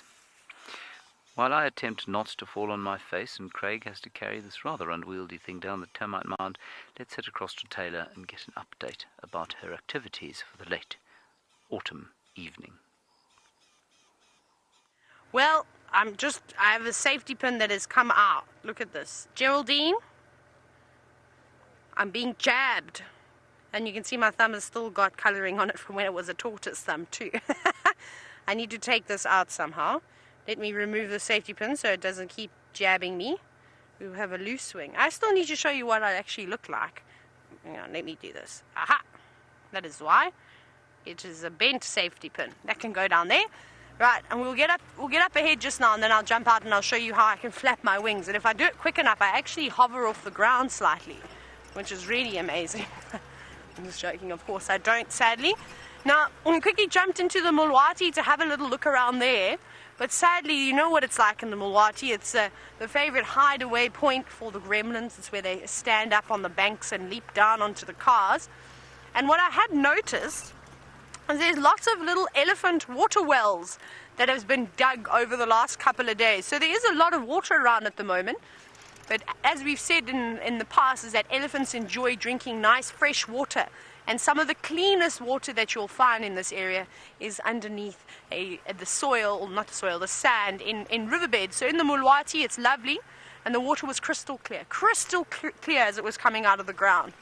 So that was quite nice. I'd rather drink that straight out of there without boiling it or anything than drinking the water that Steph drinks out of those mud wallows. So it always makes me very nervous. Sock water, yes. The delicious sock water. Not so great. So bumbling around at the moment. Brian says for his last afternoon drive, we got to very quickly see an elephant swimming before they ran away, which was good. So we checked that off the list, and you would have seen it on the dam cam as well. And then the last request for the evening is to see a pangolin, a pangolini. We were looking for pangolinis, but I don't know if we're going to have a pangolini, but you never know. Close second is a chameleon. A chameleon. Maybe we can organize a chameleon for Brian. We'll have to wait until we can bring the spotlight out. So now last time the lions calling. There were hyenas, 3 male lions.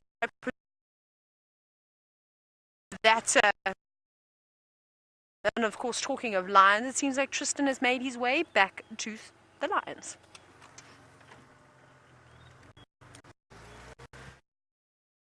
Have indeed, because no dense and thick it is in a little riverbed. I'm not going to go walking around there and put any pressure on her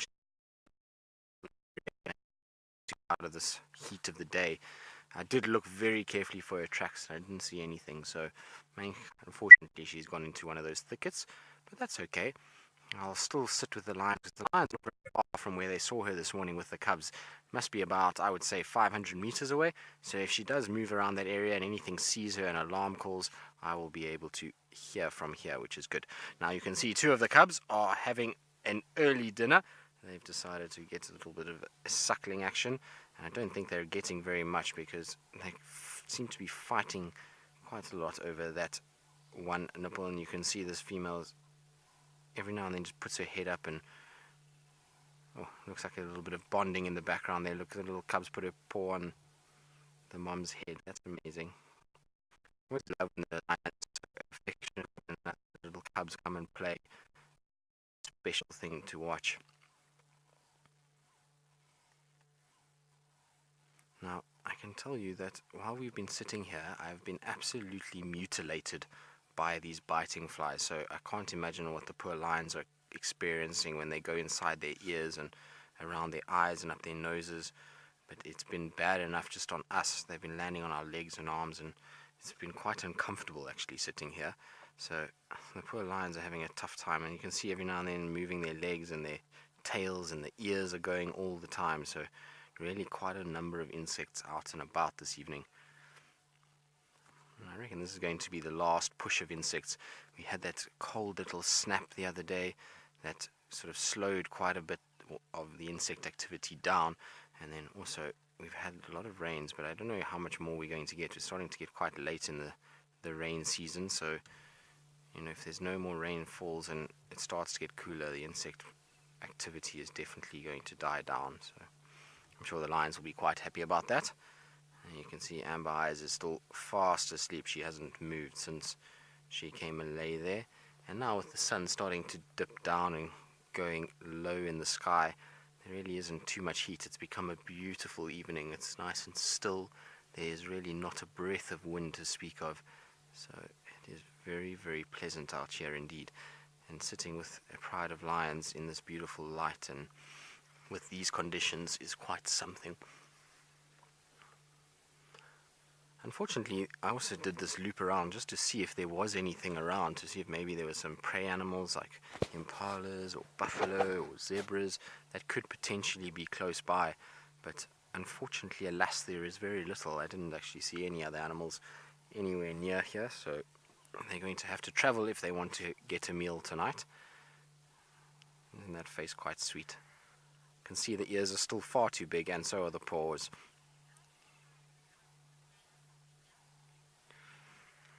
Well, Katie, this is an interesting one, because when they're very, very small, it is very, very difficult to tell whether they are male or female.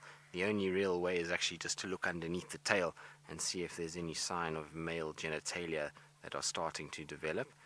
Now, as they get a little bit older, they're starting to get to, 10 months. The little manes are going to start developing on the males. You start to see a thickening of fur and also a size difference between the male and females. So already at this age, you'll start to see the males start to get a little bit bigger, and they'll be a bit bulkier than what the females are. But still, the real kind of definitive way is, unfortunately, you got to wait for them to turn around and then see underneath their tail what's going on there. Now, in this Inkuhuma grouping, I'm not sure what the composition is of male and female. Let's go across that one cub who's just popped its head over the other one. Oh no, it's gone back. It was such a pretty picture. It had its head over the top of its sibling and was just watching us, seeing what we were doing. It was very, very sweet. Now you see how it's grooming at its mom there, so it's licking around the nipple area to try and stimulate flow of milk. They often do that, and then you'll find that they'll even nudge their mom's teats to try and get more milk coming out. Especially now, like I was saying earlier, that they're losing the ability to suckle from their mothers because the mothers are slowing down on production.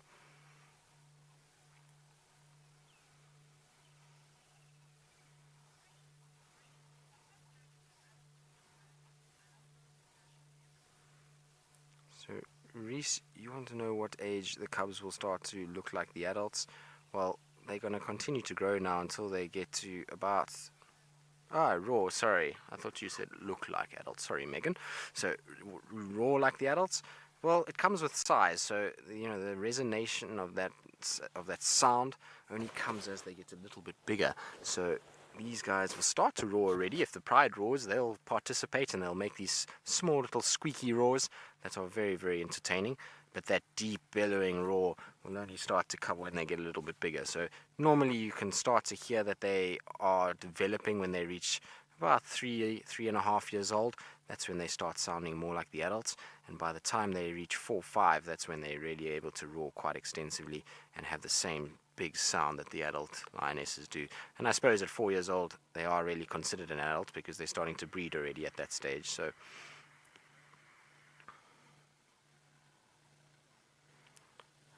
but last night the Birmingham males were in fine voice. They were roaring like crazy, and you'll find that the males are actually louder than the females, and it's due to that size that I was talking about. They'll have a bigger capacity for air in their lungs and therefore produce a bigger sound. And you can see they're all waking up a little bit, just inspecting what's coming in here. So we've got a vehicle that's arrived, and so they are all just checking what's happening and who this is and whether or not they need to be concerned. And as you can see with some of them, they're absolutely not fazed by this vehicle approaching. Such typical lion behavior though, just sleeping around waiting for the day to end and for the night to begin. Now this cub has got quite a funny look to it. See, look how dark those eyes are. It's almost like Amber eyes. So I wonder, it's interesting because that's not Amber Eyes' cub, but she's got very, very similar eyes. Very dark markings around. It's quite an interesting, almost looks like she's wearing eyeshadow. It's quite noticeable. Now, seems to be the skinniest of the cubs that are here. I wonder if maybe she's having a tough time getting all the food. That's why she's trying to get supplement that nutrition from mom. Look at the one in the back eating the grass. Isn't that face very sweet?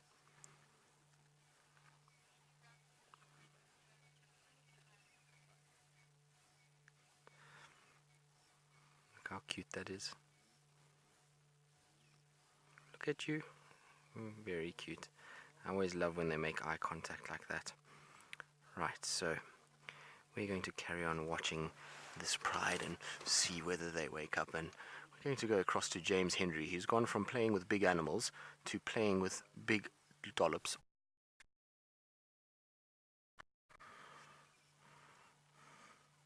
Sorry about that rather sudden change over to where we are here. We were prepared for you, however, because Herbert spotted what he reckons is possibly the greatest and largest pile of dung in the history of elephants. Now I'm going to get down on my haunches next to it, and just so that you can see how massive this pile of grass and leaves and fruits and goodness knows what else is. It is I reckon weighs in excess of 15 kilograms, maybe up to 20, probably not quite that. But that is well, close to 40 pounds worth of dung that came out of that very same elephant that we were looking at. You can see he's obviously not... he's obviously been either drinking quite a lot. He might have a slight stomach upset, having been eating some foreign foods, perhaps, I don't know. Perhaps he's been on the curry, who knows. But this is not normally how it comes out, of course. It normally comes out in fairly distinct balls. This has come out in a very large sludgy pile. And if I just put my hands above it, I'm not going to touch it because it's not quite ready for touching yet. There is definitely heat coming off it, so it's not long ago that our elephant deposited it, and already inside it, quite seriously, is a vast array of insects. They're probably, I mean, just on first sight, there are a whole lot of little beetles, at least 2 or 3 species of fly, maybe 4 species of fly. There are gnats all around it. I'd say there are at least 20 species of insect on this thing, and I don't believe it's been here for longer than half an hour. Maybe an hour. Yeah, it's cold on top, so maybe let's say it's been here for an hour. And it is such a rich source of nutrients for so many animals. Good. Well, I don't think it's nice to dwell too much on the dung of the wilderness. Over here, however, we have a very large water body, and this is, of course, Treehouse Dam, which until recently looked a little bit like a very sad excavation quarry, and is now, well, I think we should be doing water sports in here. Craig, do you know how to jet ski? Maybe we should get a jet ski for here.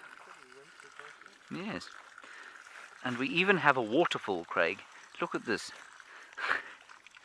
Look, everyone, there's a waterfall. I think we should touch that water. It's quite clean. But of course now, if you were living in this area, even though this is clean, that elephant dung which is sitting directly in front of where this waterfall comes from would be a warning to you that although it looks pretty clean, it's carrying quite a lot of bacteria and stuff, and I wouldn't drink this water before I'd boiled it. I suppose if you lived in this area, Herbie, would you drink this? You would drink it. See, I think if you've grown up here, and I mean, I could drink it, then probably be sick for a little while, and then drink it again and be absolutely fine. But I think you need to get used to the hohos, as they say. But because it hasn't come through the sand, I'm not sure that I would drink it. And Herbie's just washing his face there. And apparently, Steph, of course, we've seen Steph drink far worse than this, and he drank this water the other day and was absolutely fine. So it's probably okay. But I do know that you've got to be very careful. I suppose you know why it would be okay, although that's elephant dung, it's not toxic. The catchment area is so small, and we know what you'd have to watch out for is a carcass lying somewhere where the water was flowing. So if there's a carcass upriver, obviously you wouldn't want to drink it. But this has kind of bubbled up through the earth, so you'd probably be absolutely fine if you drank this. Good. Herbert looks much refreshed. Do you feel refreshed, Herbie? Yes, yes, good. Shall we continue? The sun is actually just about to go down. I'm going to ask Craig to quickly swing round and show it to you, and then we're going to start heading north. Craig nearly fell into the waterfall, the great Niagara of Treehouse Dam. But as it starts to get a bit darker, we need to start heading towards home.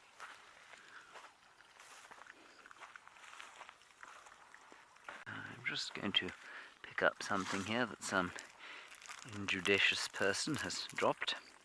Could easily be in a hyena or a baboon, I suppose. And I must tell you that today, for the very first time since my arrival at Djuma, I was awoken by baboons outside my window. I have a little ladder that goes out, down the side of my window and into this little garden outside in which they were playing. And I had horrible visions of them sort of poking their heads in the window and making themselves at home as I snoozed after our long night last night. So I got up and shouted at them and they went away.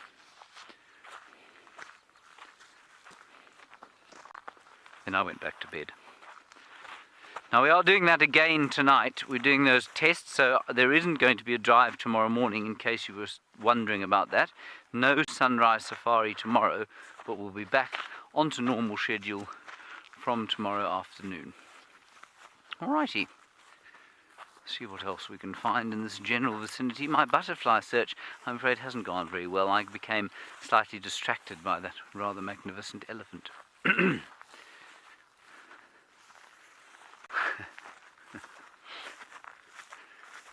Alright, let's try and see if I can't find a butterfly in here. There isn't a butterfly. It's biting me on my head, but there is a wasp. Can you see it there, Craig? And it's one of those potter wasps. You see it there?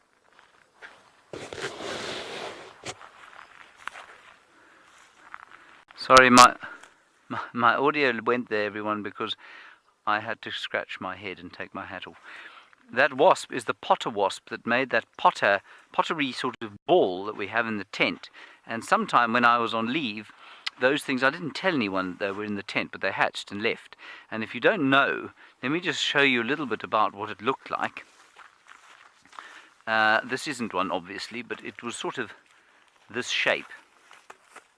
It was this shape, and in fact I'm going to tell you about this later because Taylor's got something much more pertinent to this day to show you. Right, so I've gone and positioned myself quite nicely, because remember I promised you that I was going to show you what I look like with my beautiful wings. Here they are. Isn't it lovely? Don't you think it's so beautiful? My two different colored sarongs, my, what are those, the toys that you go on New Year's? That's what my antennas are. I don't have a very long curly proboscis. I've still just got, well, my normal mouth that I do normal things with. But I thought that I'd do a couple of cool moves with the silhouette. Look at me go, look at me flap my wings. Have you ever seen a butterfly that does something like this? Never, because you've never seen a McCurdy butterfly before. Right, let me climb off of here. But yes, this is my outfit, and I'm actually impressed that it's lasted so long. Right, off we go. And back in we get. I've got some good news from you as, oh no, this is very embarrassing. What I have to do is because I've stood here quite close to Gary Main, very sillily of me, and now I'm just entertaining all the other guides as they drive past and stop and watch me flap my wings, and I'm sure they're thinking that I've completely lost my mind. But I do have some good news for you. And I actually found the spot to where Karula has made her kill. It's in the Mulwati itself, about 100 meters south of Gowrie Main, of the boundary, so in the dip. We can't see it. We actually went there and Brian zoomed in to have a little sneak peek, but sadly it's just out of view. But I don't know where they're going to drink water. And there's baboon pan, which they make.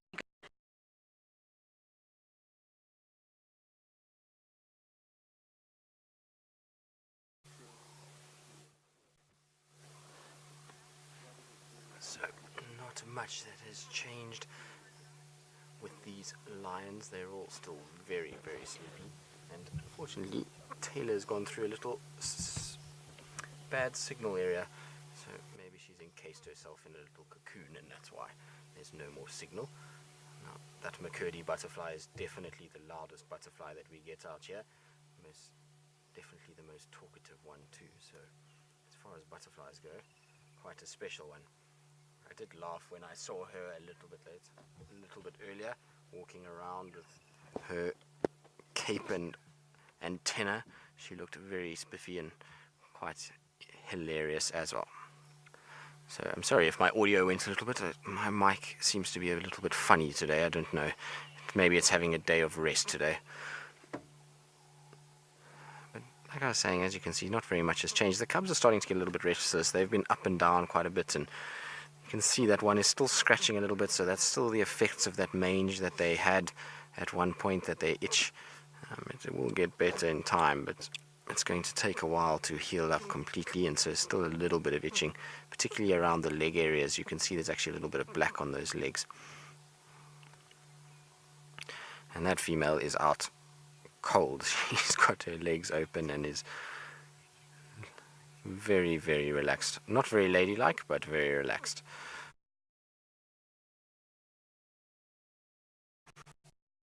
She almost looked like something out of the Jungle Book, so like when Baloo is lying on his back and just easing his itches with his paw. That's exactly how she was. It was very entertaining to watch.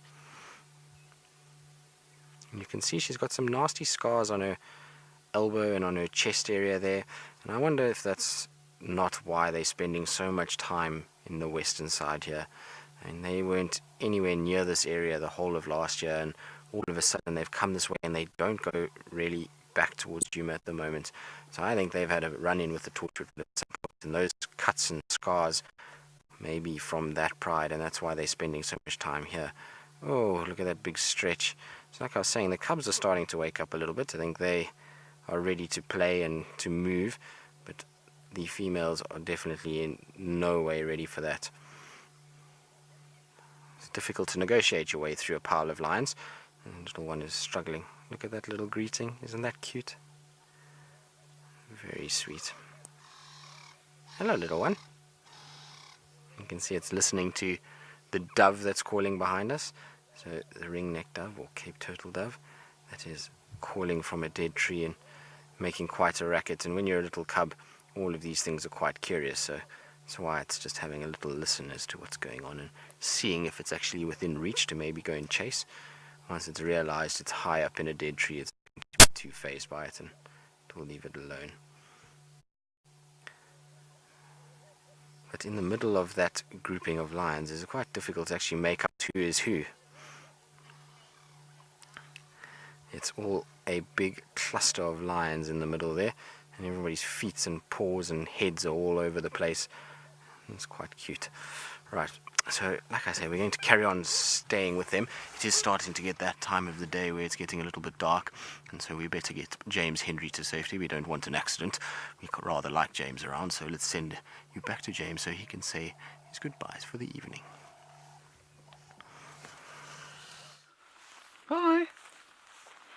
I'm not going to say goodbye just yet. We just slightly miscalculated our route home because we didn't want to disturb the hyena den, and it's not far from where we are. So let's just move this way quickly. And I will continue my story of the wasp, the potter wasp. I'm going to walk slowly down here. Right, now we know where we are. So what they do is, those wasps, they will grow, or they will build a mud nest on a stick like this, and inside it they will put paralyzed caterpillars, and those caterpillars will eventually, well, they'll die because the larvae of the wasp will hatch inside their bodies, and as they do that, they eat away the caterpillars. And they're laid sequentially, normally 3 in a nest at a time, or in a potted nest, I suppose. And they'll go 1, 2, 3. This one will mature first because it was the first one laid, and this one last. And then eventually what they do is they actually break away the stick, or there's an opening there near where the stick joins the nest, and out they fly. And the ones that we had, for many of you would have seen them, the ones that we had in the tent flew away while I was on leave. And I forgot to tell anybody about it, so I don't think Tristan, Jamie, Taylor or Brent actually knew anything about them being in there, which is a pity. It's a waste of a good wasp story. Here we have a spider, and then we are going to have to start to move home at quite a speed. And these Digitaria or fingergrass plants have got all sorts of spiders in them. I don't know what kind of spider it is. It looks almost like a community web spider. Right, we're going to try and reboot. We'll probably see you on quarantine clearings, try and clear up our picture. Until then, we'll send you over to the butterfly lady herself. Let's talk about that now, because I've never seen spiders get scared of anything except spider hunting wasps. Run! It's so funny to watch that happen. I saved a spider once. Oh, did you? At my house, yes. Nice. I saw a spider going on the bricks. Yeah? It's only like a I know, yeah, I don't know if they said that they were asking for a link and then nothing happened, so I don't know. The spider was stepping on the bricks and stuck. I'm like, what's going on here? What's the spider doing? Yeah? And I saw this wasp. Oh no. The spider tried to make Oh, hello.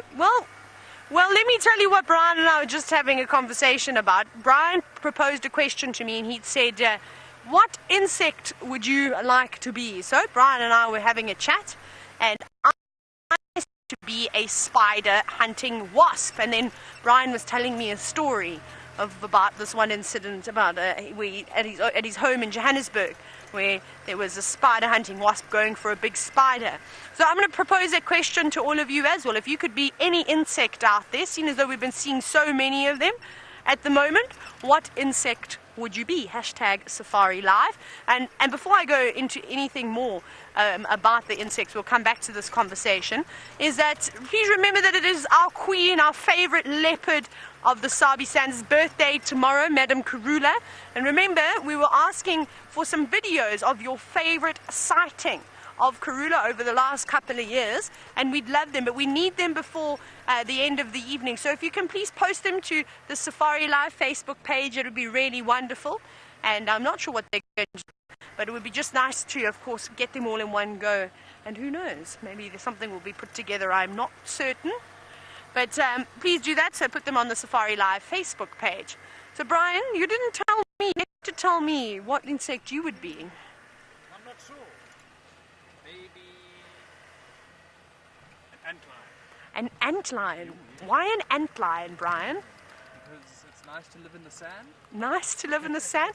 And it's pretty amazing how you can throw sand and catch the ants and make them fall down. And then, when you pupate, you turn into something quite beautiful as well. That's okay, that's good. Yeah, I think I'd like to be a spider hunting wasp. Oh my goodness, have a look. Actually, this view is just so beautiful. And the reason why I'd like to be a spider hunting wasp is because you get to fly around. It's quite lovely. And I've never seen spiders be afraid of anything except spider hunting wasps. They freak out, and I've literally watched them run for their lives to try and get away from a spider hunting wasp. But I think I'd like to do that. I'd like to terrorize spiders because they seem to always terrorize me. But isn't that gorgeous? I think this is literally the last of the sunset that we're going to get now, because it is very, very cloudy and hazy out here. But beautiful nonetheless. And I'm so glad that the big clouds, have now disappeared, just leaving us with this haze. But what a magical view. And it's so quiet. So quiet this evening. Just a couple of birds giving last little chirps. I've even started to see the bronze-winged coursers. They've started popping out already, so we'll try and have a look at a bronze-winged courser without putting a spotlight on it, which will be quite nice. And they're also right up against the road. We saw a couple of them, so we will try. Now, speaking of course, what insect would you like to be? Rebecca, you've said that you would like to be a mildred. Now, if you're uncertain as to what a mildred is a millipede. And it's just a name that I like to call them. They're all mildreds. Very nice. I think that would be a good one too. Even being something like a termite or a bee or an ant, I think must be absolutely incredible to see what would go on inside a colony or inside a hive. That would be quite amazing too. I don't know if I'd want to be a butterfly, because look at my antenna, they've gone all wonky now. Just because of their short-lived lifespan, and because there's so many different things that are out to get you. Birds, civets and genets will eat moths and butterflies. Yeah, no, not great. Chameleons. I think you, unfortunately, don't have a good chance of survival. I suppose that's why they lay so many eggs, isn't it? But we didn't get to see all of our butterflies. We went around having a look, and it seems that we had the most luck on quarantine with those first lot of butterflies, but we haven't really seen anything else since. I definitely haven't seen any citrus swallowtails. I haven't seen not even one pansy this afternoon, which is a little bit disappointing, because it would have been nice to have a look at those. But you know what? We don't just have to have one day for World Butterfly Day. We are lucky we get to look at the butterflies and insects and birds and frogs every single day. My goodness. Sure. That was quick. Hang on, I think it's going to land on this dead tree. Let me go back. There was a batelier. No, it's gone. It flew over the top of our heads. There it is. Well spotted, Brian. And that is an adult batelier. Very, very, very cool. Let me go back a little bit. You might just see your screen shake just a bit. You'll get another view. Hopefully. We go back. There it is. I got a bit of a fright. It swooped right down above our head. There's another one. 2 bateliers sitting in a tree. They're definitely not KISSINGing. They're just perching. And I'm sure that that's where they'll spend the rest of their night. It's getting dark quite quickly. And like I said earlier, all the birds are starting to settle down now, including the raptors. They are done with their day searching for food. Ah, there we go. That's better. They'll have one last groom, I'm sure. The frogs are coming alive. Oh, that's lovely. Mr. and Mrs. Batelier. Very nice. Here, the pearl-spotted owlet.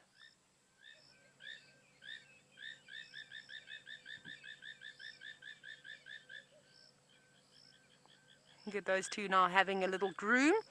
And just as impala, zebra, and the various mammal species strengthen the bond between each other by grooming them, well, each other and themselves. So do birds. And this is a very, very nice interaction that we're seeing here. Having a groom or preening each other's feathers. And I'm sure that's nice. I remember I used to have little parrots and things as I was growing up as a kid. And they were always rescued birds from an aviary. A family friend of ours had an aviary for wild birds that had injuries. And every now and then they'd get the odd one that just didn't quite agree with the other birds and would often get picked on. And then they would come to me and I would look after them. And we had massive areas, and they weren't actually ever in their cages. They were often on our shoulders, and they'd come to the shops and do all sorts of things like that. And the one I had was one of my favorite birds. Were they mating? Looked like they're about to. Maybe. Brian said, sorry, I turned my head. I was looking in the distance. I heard some rustling. Brian said it looked like they wanted to mate. Let's see. This could be quite exciting. But I had a black-headed conure, and he'd lost all his tail feathers, so he couldn't fly very well. He almost looked like he'd fly like a battalier. And I don't know why he didn't have tail feathers. They just never ever grew back, which was quite sad. Anyways, I had him, and he was quite lovely, and he loved to have a scratch on the back of the head. That's where I was going with that story. Let's see. I don't think I've ever seen battaliers mating before. So maybe that's the male trying to coax the female into saying, hello, darling. Look at that. That's amazing. Now, it is very, very far away. So we're as zoomed in as we can go. But this is fantastic. Look at that. Running its beak through its feathers. That is really, really, really lovely. Like I said, it's something that you don't get to see very often, the intimate interactions between various birds. And I'm glad that we're able to, well, sit and look at it right now. Now, Bree, you were wondering about their wingspan and how large their wingspan is. They're not particularly big eagles. Their wingspan is just shy of about 1.8 meters, so 6 foot. So pretty big, or just shy of 6, yeah, just shy of 6 foot. So not huge. I mean, you look at the fish eagle's wingspan, and they get about 2.5 meters, so much larger. But fairly big, especially when they fly straight over the top of your head. You can definitely feel their presence coming. But also, they fly very, very quietly. They don't make as much noise as you would think. Come on, guys. Give us a show. And if you have ever seen battaliers mating before on SafariLive, that would be nice to know. Perhaps it would be a first thing. And if it is a first thing, in that case, we might sit around and see what happens. Hi, guys. Look at that. It's definitely the one on the left doing most of the work, though. Most of the sort of grooming. The one on the left has now put its head down as if to say, right, my turn. I've just given you a massage, now where's mine? I think that's the thing in relationships all the time, isn't it? Now they've gone quiet. No. Shame. And its head down waiting desperately. Okay, well, it seems as though we're not going to get any interesting adult action tonight from those birds. Maybe next time. Now, the sun has, of course, set behind the horizon. James is out on a bushwalk. It's getting a bit dark, so I think he'd like to say goodbye to all of you. I would like to say goodbye very fervently, everybody, as we have a last look at well, there's a bit of gold at the top, I suppose. Some nachi, which is a sort of South African orange, if you like, down towards a little bit of crimson, and then the grey of the clouds hanging above the mountains. It's been a lovely walk. Thank you very much for coming along with us. Thank you, Craig, for your efforts. It was a beautiful time with that elephant. So just remember, no sunrise safari tomorrow, but we will be on normal schedule from tomorrow afternoon, which is when I shall see you next. Bye-bye.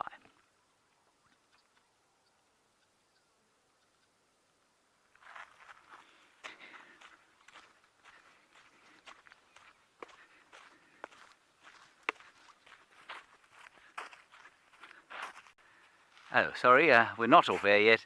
We're going to link to Taylor. Right, we're driving around Battaliers now, They're not getting up to anything exciting, so we shall see what else we can find here. I wonder what Tristan's up to. I'm not sure. I don't know if he's still with the lions, if he's going to patience to wait out the Nguhuma's slumber, which can be quite a long time to wait, as most of us have done it before. And they never seem to be in a hurry.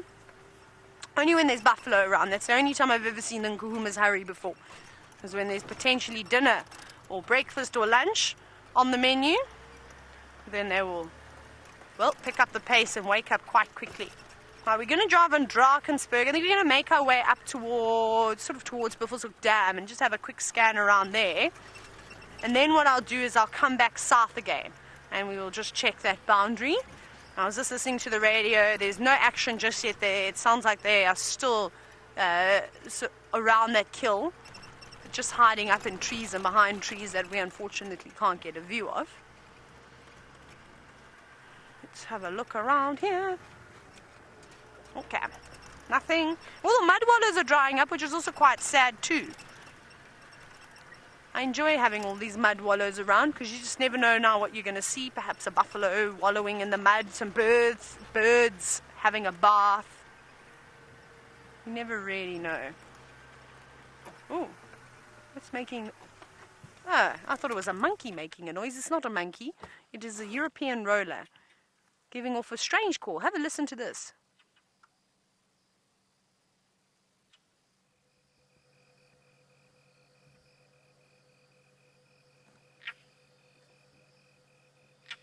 Sounds like a vervet monkey, don't you think? Oh, that was really cool.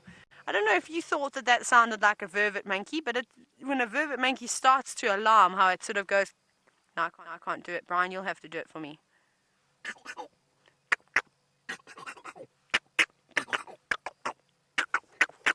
But that was really cool.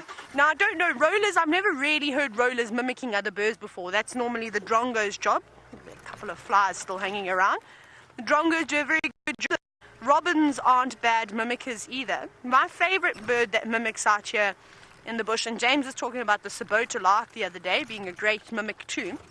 And my favorite one is a bird that you used to see quite often down in forested areas, and it's called a chorister robin. They are unbelievable. I've sat and watched one before during the middle of the day, and it was mimicking fish eagle, so it was going...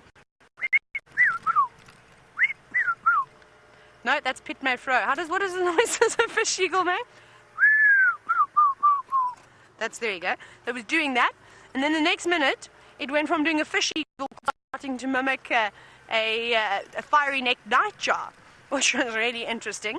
And they can just talk about all different kinds of those birds. So that was really, really nice. I actually miss them quite a lot up this end of the world. I don't think I've seen one. I don't even think I've seen one in the south where sort of have those riverine thickets.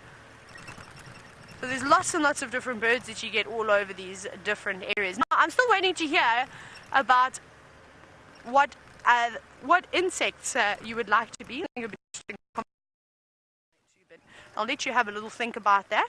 The hashtag SafariLive, and then hopefully we'll get a couple more responses. We're going to keep bumbling about. We're going to head towards Buffelshoek Dam, like I said earlier. Hopefully I'll find something there. Tristan is still with the lions. Let's go find out if they're still sleeping.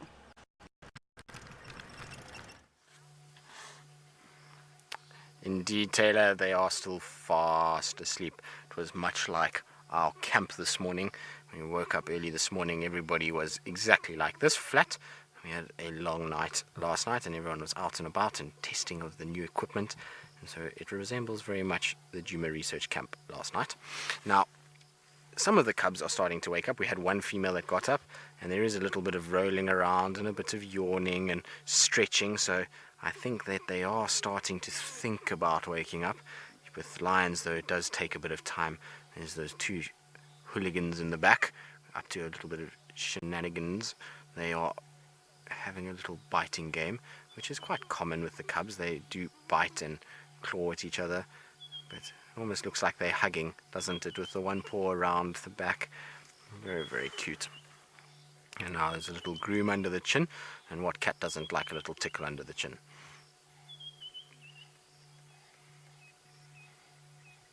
like I say, I've seen some of the adults stretching a little bit, and they've been a bit of rolling around, and Amber Eyes did get up very briefly before she flopped right down again. So you can see she's busy rolling around at the moment. She's bonding with one of these little ones. Look at that little bite on the side of the face. That's very cheeky. It's going to have to be a bit careful because Amber Eyes can be a little bit grumpy at times, although there is that video of her when she hugged one of these cubs, which was very, very cute. But you are playing with fire, clawing at her face, little one. Isn't that sweet? And the other one in the background, which is hugging the naughty one.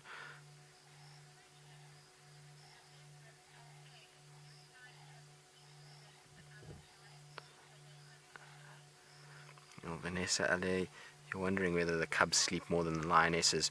Well, when they're very, very young, yes they do, because often they get left to go when the adults go and hunt, and in that time they are sleeping most of the time, so they actually don't move around very much at all, and they spend a lot of time resting. Now they're at the age that they're moving with the pride a lot of the time, so whenever the adults are awake, the little cubs are bounding around in the background. And then sometimes you'll find that in situations like this, you can see the females all sleeping, but the cubs are up to no good, so they've started to wake up and play. So they're getting to the age where they're in that naughty phase, and they probably don't sleep as much as the adults, and then they'll regress when they start to get a little bit older. But when they're still very small, then yes, they do sleep more than the adults do. You can see in the background. Can't be easy to sleep though with all these cubs around. You can see there's paws everywhere, and there's biting, and there's tails flicking. It's all just quite messy at this stage.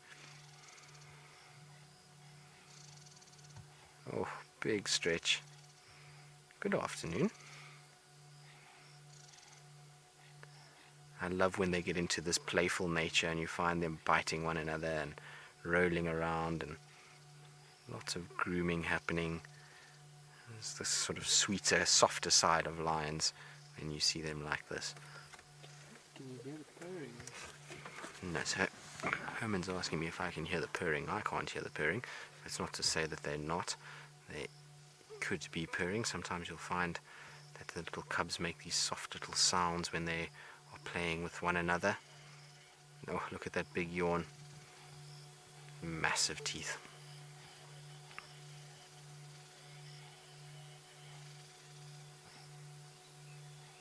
So that is a good sign. When you start to see those lions yawning like that, it's often a sign that they're going to be getting up and moving. Right, so I believe Taylor's got a feathered friend, so let's get across over to her before that bird flies away. So we were talking about bronze-wing coursers earlier and how they were a little bit more active this evening, a bit earlier than they normally were, and here we are. But it was a very angry-looking courser, and look how fast they can run. These birds, they can fly very well. However, if they can flee, they will typically choose to run away. And they've got nice long legs and that they can run pretty quickly. Oh, a little ruffle of the feathers. You are not happy today. And of course, I don't think that this bird is unhappy. It's just that evil look with that stripe going behind its eye, giving us a bit of a glare. Oh, they're back. Are they back? Okay, we're going to try and show you. Look here. Look, it's running through the grass. They are the tiny little chicks of the crested francolins. Look at them. They're walking right past the car. Hello, guys. And they were dust bathing in the road just now. It was really, really funny. And then they ran through the long grass, and we thought that we weren't going to get another view. But this is fantastic that they've come out. Again, we don't get to see the ground-dwelling birds' chicks very often. Sadly, because most of them don't make it to adulthood. Lots of things will eat them. But this is quite a few of them. I counted at least 5, if there weren't even any more. And I wish that they would come back to the middle of the road. Because it's one thing to see adult crested francolins dust bathing, but to see the little ones trying to mimic the adults is hysterical. And now it has gone from a normal bird scene to a Jurassic Park scene as they move through the grass. And you can just see the tops of the various grass species moving around now. It reminds me of that scene with the velociraptors running through those massive fields. I don't know what had in the fields, and you just see all that grass, the sea of grass sort of moving around. And off they go. And I'm sure that they will go find a nice little spot to settle down, because you wouldn't want to be wandering around all on the little chicks on a night like tonight. All right, Corsa. Thank you, Corsa. It was nice to get the Corsa too. It was a list that we haven't seen. And we'll just keep adding lots of little birds here and there. There's a few birds, but we probably won't do too many more birds now, unless they're nocturnal birds. We can maybe look for some owls. That would be nice. But we're still slowly making our way towards Bufflehook Dam.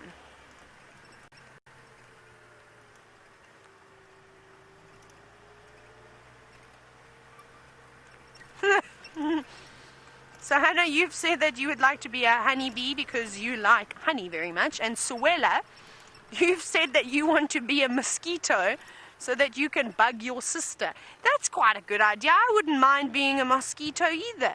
It would be very nice, I think.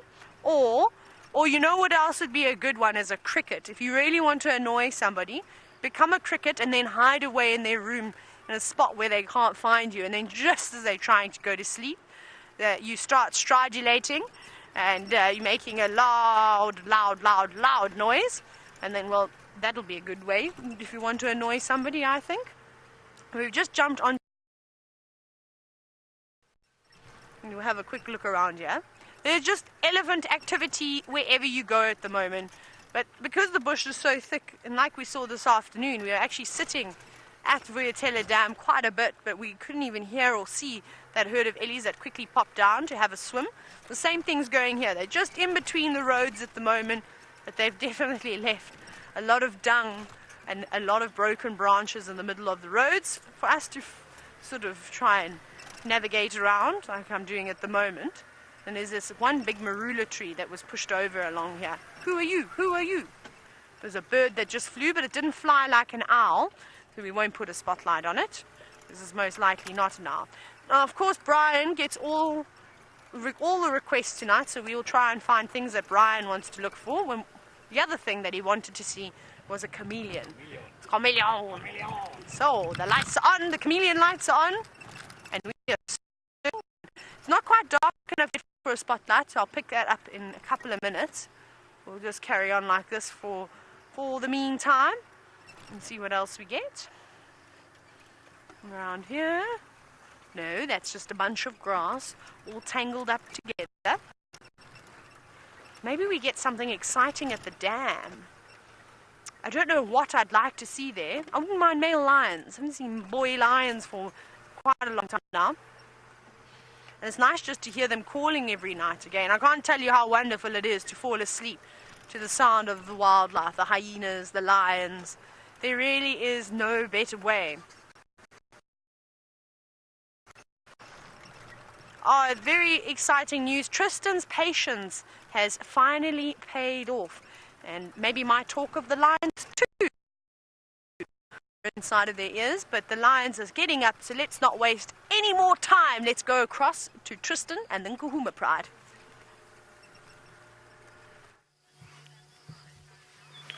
Well, indeed, the lionesses have just started to get up, and they've come and laid right next to the vehicle. There's some of them that are lying just behind us now, and some of them just off to the side there. You can see there's one lying right there. And we are being enveloped by a pride of lions. It's quite spectacular. I can tell you that. And look at the sky in the background there. These beautiful purples in the back. It is quite something. The only problem is one of them went to the toilet right next to our car door. So the smell that's emanating from the side of the vehicle is unpleasant, to say the least. There's that smell of rotten meat, which is not very pleasant.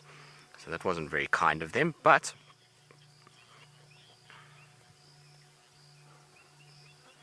so look at this female now moving off. I was hoping they were going to go the opposite way, because behind me, well, to my right hand side, is a beautiful pan, and what I wanted was all of them to go and have a little drink at the pan, but it seems like they're moving more towards the road. Now this lioness has also just popped up her head and is taking a big yawn. So I just need to answer the radio quickly. Yeah, Monet, it's just myself here. You can make your way as a second.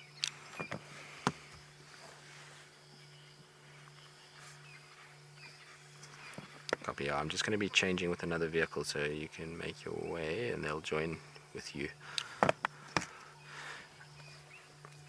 So you can see the cubs are just watching just to see what the adults are up to. They're just checking that the moms are not going too far. Now that they're happy that everyone's laid down, they've begun to lie down too, and one little cub is trying to suckle. It was quite funny though when we were watching that one playing around with Amber Eyes' face, and I was saying that they need to be a little bit careful, and sure enough, Amber Eyes let out a growl and a little bite, and that was the end of the game, and she got up and walked over to the side of the car and lay down again. Isn't that sweet though? Look at them. That is a little bundle of lion cubs.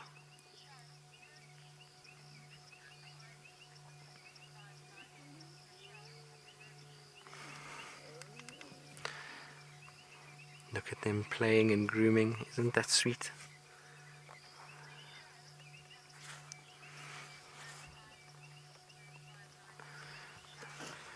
So, Michelle from Turkey, you want to know whether Amber Eyes is the biggest of all 5 of these lionesses. Well, she's probably joint biggest. There's one of the other females, one of the older females that is also a massive individual.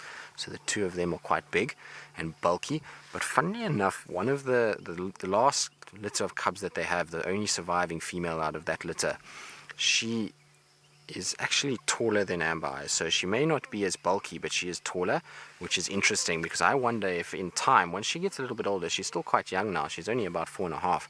So once she gets to 8-9 years old, I wonder how much bigger she's going to be and if she does bulk up like Amber Eyes and that other female have.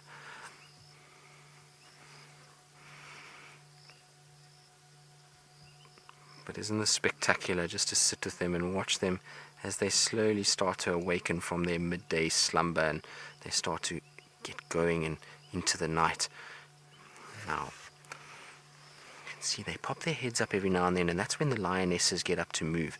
They're seeing what's going on and just checking to make sure that they're not being left behind. And like I say, look at the sky in the background. Those clouds are just spectacular with these lions lying underneath that. You cannot ask for a better way to finish your day, or in our case, start our day. We are still going to be doing testing tonight on the cameras, so tomorrow morning we won't be out again, but we're going to be out throughout the night and trying to see if we can follow what goes on and put the cameras through their paces without using any lights. It is quite amazing that there is this technology available, so hopefully it will be a successful test. Oh, look at that. A little bit of grooming and bonding. Isn't that sweet?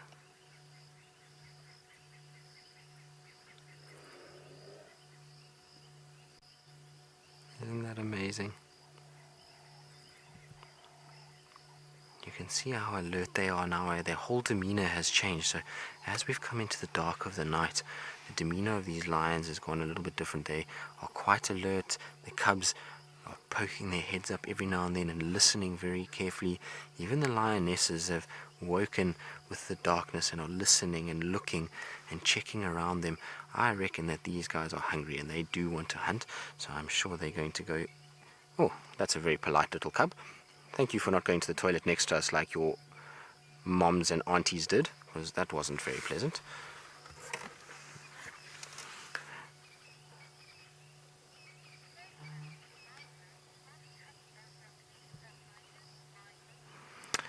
So, Michael, you're wondering if the cubs are old enough to be spotlighted. So they have been given the go-ahead to put lights on them.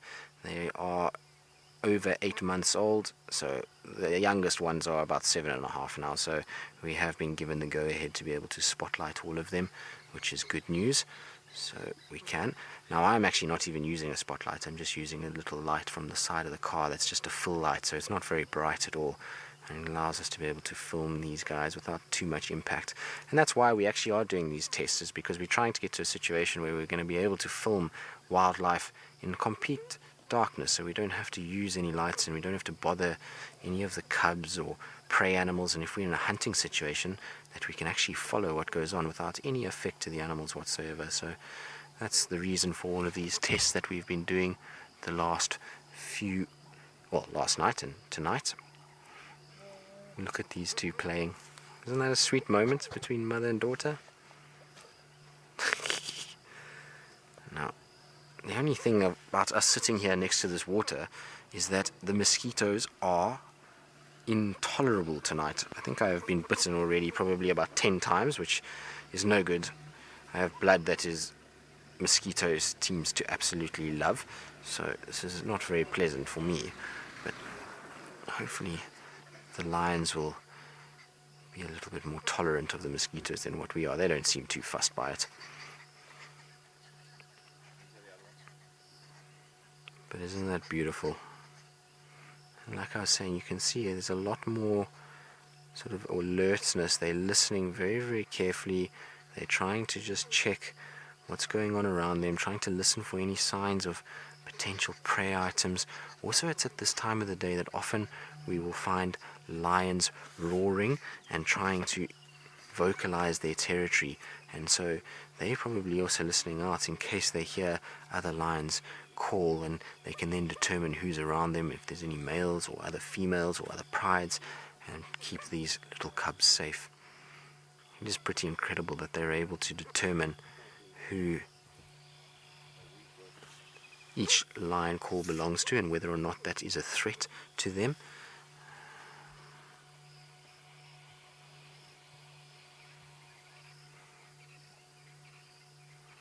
See, they're all just staring. That's because there's another lioness that's just moving through the bush behind us. So they're just listening and watching her moving. And most of the lioness is actually lying on the road now. They're just settled in grooming, and they probably have gone to the road to do their grooming, because in this thicket that we're in and this long grass, there's going to be lots of parasites. There's going to be lots of ticks that have crawled on them during the day. So when they're grooming, it's better to do it on the road and get rid of all of that and make sure that they're in good condition before they start their evening hunting exploits.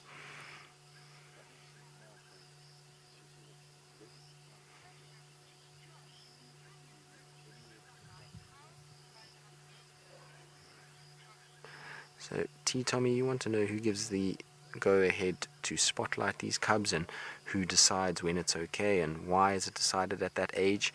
Well, it's a collection between the guides that are in the area, so all the head rangers, which is basically the heads of department, they get together and they discuss it, and we decide when we're going to be able to spotlight them.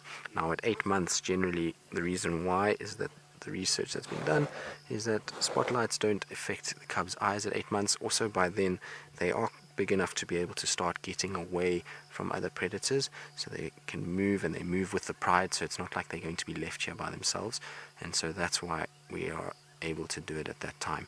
You can also see with these lions, if this light was really, really bothering them, then a lot of them wouldn't even look anywhere near it, and we've seen a number of them staring directly at the light, just looking. They don't seem to be too fazed by it. Also, the light that, like I say, that we're using at the moment is a very soft white light.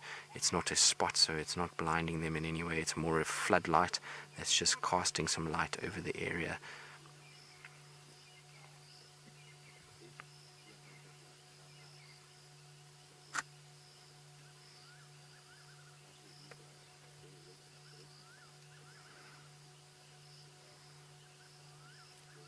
Now, the spotlights are not actually a problem to a cat's eyes or the adults, because of the way that their eye works. They have a retina and an iris that is able to open and close very, very quickly. So as the light comes into their eye, they can respond very fast to that light, and they just close up that pupil, which allows them not to be blinded, and so they actually has no effect. I was talking to a vet about it the other day just to find out and see what he thought his thoughts were, and he said there is no problem with lights in a cat's eyes. They are able to adapt and adjust their eyes very, very quickly, and they don't have any ill effects from it, which is good news. Right, so we're going to just see if they start to get moving, and while we do that, let's go across to Taylor and see what she's gotten up to on her little bit of evening safari. We are looking for anything. We went past Bivelshoek Dam, but sadly there was not even a bird there. Ooh, I see eyes. I think we could have lots of bush babies. Yes, we do. I'm just going to find it back. You see that reflection, don't you? There's 2 pairs of eyes in that guarri tree. There they are. There's one. It's got a baby in its mouth. Does it? Oh, look at that.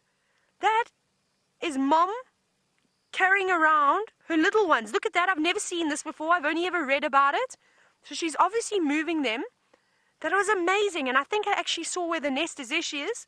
You can just see the reflection, the tapetum flash. That is amazing how she carries them too, almost by the scruff of the neck. Well, not quite the scruff, more on the back. Come on, where are you going to go to next? Oh, we've lost them in the thicket. But I think, Brian, I actually saw where they were nesting. Let me go forward because I can see a reflection here. Do you see? Let me find a gap. But do you see where I'm talking about in that one? I think there's a hole. You see there? There we go. Yes, you see there's that hole right in the tree? There's a little head popping out. There's another little one. And I'm pretty certain that that is a youngster that is in the hole there waiting for Mom to come back and move it. That's amazing, Brian. Have you ever seen that before? Wonderful. Pulling out all the stops this afternoon. I don't even know what you call a baby, bush baby. Bush baby lit? What do you think, Brian? Bush baby-ini, bush babette is another one. Perhaps you can give us a helping hand over here. If you know what a little bush baby is called, please let us know. #SafariLive. It'll be quite interesting. Please use the big World Wide Web to help if you don't know yourself. It'll be nice. We can all learn here. I'm trying to keep my spotlight as still as I can. This is so exciting. Now, I don't know where she's going. And I don't know why she's moving them now, because that looks like a good little hole, unless there's perhaps a build-up of parasites, or maybe there's been a predator that's been lurking around that's encouraging her to move her youngsters. As you can see, it's quite curious. It looks like it wants to come out.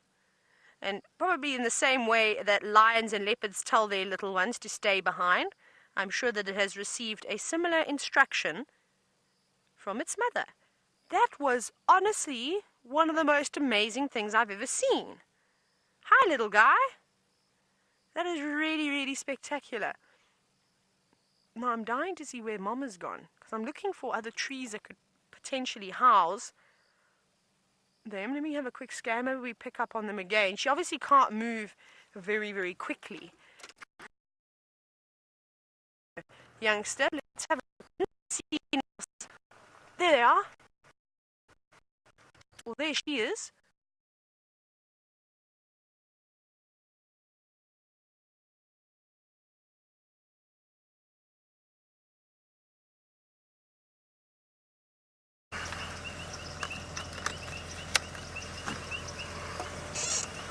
Well, welcome back, everybody. I've just left the Nkuma Pride because they've all gone to sleep again. They all lay down, and so they are having a nice rest, which is good. I'm sure they are going to get hunting, but it's that time of the day where they're going to start kind of moving around, and we've got to start heading home because we're quite far away. So we're going to start heading back to camp as well, so we don't be too late. But what an amazing sighting that was. I'm so excited to have seen the cubs again and to have seen the adults all back together. And they all look good. They're a little bit skinny, but they do look good. So it is really, really quite nice to see them. Now, just another vehicle coming past us here.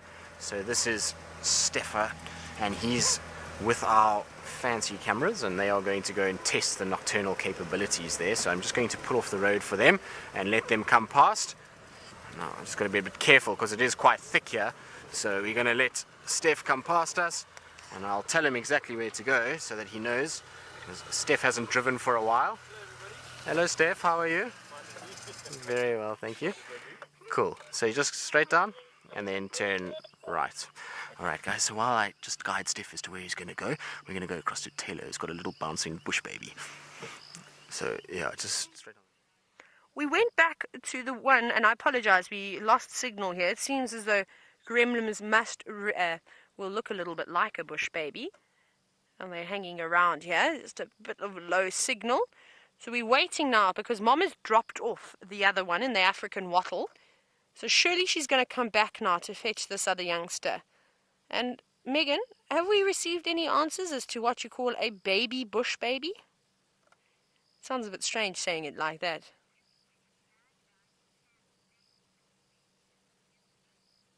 Okay.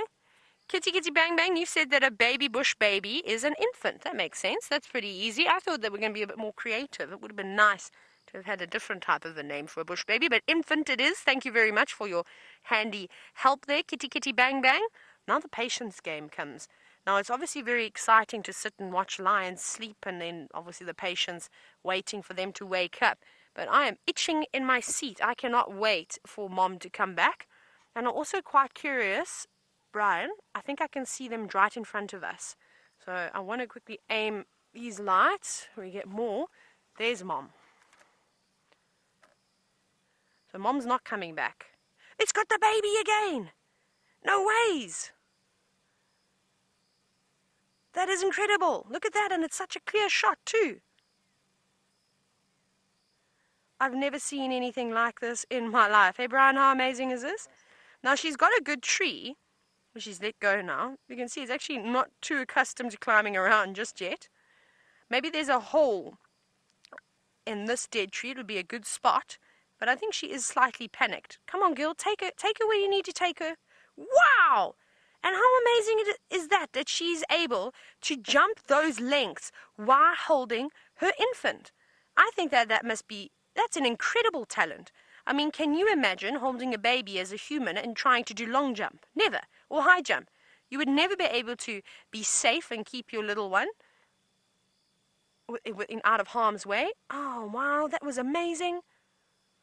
That is really, really cool. That's one of the coolest things I think I've ever seen. Like I said, I've only ever read about it. You can see just the leaves rustling slightly. So she's sitting back there somewhere. She's moving around. Hopefully she'll pop out again. Now, it's very brave of her to try and move those young ones because she's quite vulnerable. There we go. There she is. You can just see again the reflection of her eyes. And they also don't mind the spotlight too much. So hopefully she does find a safe spot for her infants because there are lots and lots of owls around.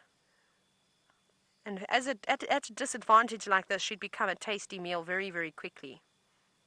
Oh, I can hear hyenas too. They're calling. There we go. She's saying, come on, hold on tight now. Oh my goodness, my heart is racing. This is so exciting. Hi, little one. And I'm sure Mom must get very, very tired moving around like that. It can't be easy. Sorry, I'm going to try and angle my other light towards there as well. So I apologize if we lose a bit of light. I'm just stretching around. I suppose that's the best we can do for the moment. I can't shift too much because I don't want to scare them anymore. But off she goes. Now they're able to, of course, jump really far, and if hopefully we can get a closer view at some point, they've got massive hands with these big fingers, which they will snatch insects right out of the air. And tonight's a good night because it's pretty warm, so there'll be lots of moths, lots of little insects flying about for her to snatch up. Oh, there's another one to the top left. This is a tree filled. There we go. You've got it in your screen. Bottom right. Yeah, is that not the different one? Is it? No, that's the other one that's coming down. So if you carry on, watch it. There's actually another one. So that one that's moving around, if you go a little bit down if you zoom in right there. Oh, was that Mom? I've got confused. I thought I saw a third pair of eyes. No, I'm going crazy. That's the little baby over there. That was Mom just moving around. Look where she's going now. Now, I also don't know why she hasn't gone back to collect the other one yet. I hope it's not us bothering her, so we won't stay here for too much longer. We'll just watch her for a little bit more. Maybe she was going to scout out to make sure that the area was safe before moving that one. That one's resisting now, saying, Mom, I don't want to be carried anymore. This is ridiculous. This is embarrassing. People are watching me from all over the world. This is very special. There she's having a groom. Little one learning to jump. And like I said, not quite capable just yet. Just doing small jumps and making shorps. A little bit uncoordinated. So sometimes they leap, but then the back feet stay behind and then they almost end up holding on tightly now and off they bounce. Where are you going, girl? She hasn't quite made her mind up. Oh, wow. And up she goes again. Oh, the little one's following her. Getting a bit braver. Go and fetch your sibling. Off she goes. Now, I don't know how old these little ones must be, but I don't think they'll be too tiny. Maybe a few weeks. Should we see if we can have another look at this one on the trunk of the tree? I can't see little eyes or a little head. So it looks like it's gone back in towards that hole. Oh, there it is. Oh, it's like it sees the light and goes, what are you guys up to? Very curious, which is almost the complete opposite behavior of what we see of the adults. Normally when they see the light, I don't know if they're a little bit scared of it, but they don't like it too much. They, of course, get a little bit used to it. And these little ones seem to be quite curious. We'll see if we can get a better view, but it seems as though Tristan has found a special bird. Let's go take a look and find out what owl he's got. Indeed, we've managed to find a spotted eagle owl, which is not one we see very often. They really are on this road, and it seems to have caught something. I can't see what it is. It maybe is a little shrew or murid, which is a little mouse of some sort, but there is a spotted thickney in the background that is vocalizing. So I was just thinking maybe it's one of its chicks that this owl has managed to find. I can't see nicely what it is because of the way the owl is facing, but isn't that incredible? Now, we don't see too many of them, and we used to see a lot more than we have been. Unfortunately, I'm not sure why there hasn't been that many. It could be to do with the fact... We'll just go in quickly on the owl. Sorry, had it in its mouth, whatever it was. It could be due to the fact of the drought. We had far less rodents around, and so the success of the breeding of these owls maybe was a little bit diminished because they couldn't find enough food for the chicks, and that's maybe why we haven't had a huge amount of them around in the last 2 years. But whatever it was, it swallowed it all. There's nothing left now, and I'm sure it's going to take off fairly shortly. Now, if it takes off, just listen to how quietly it flies. So I'm going to keep quiet in the hope that it does take off.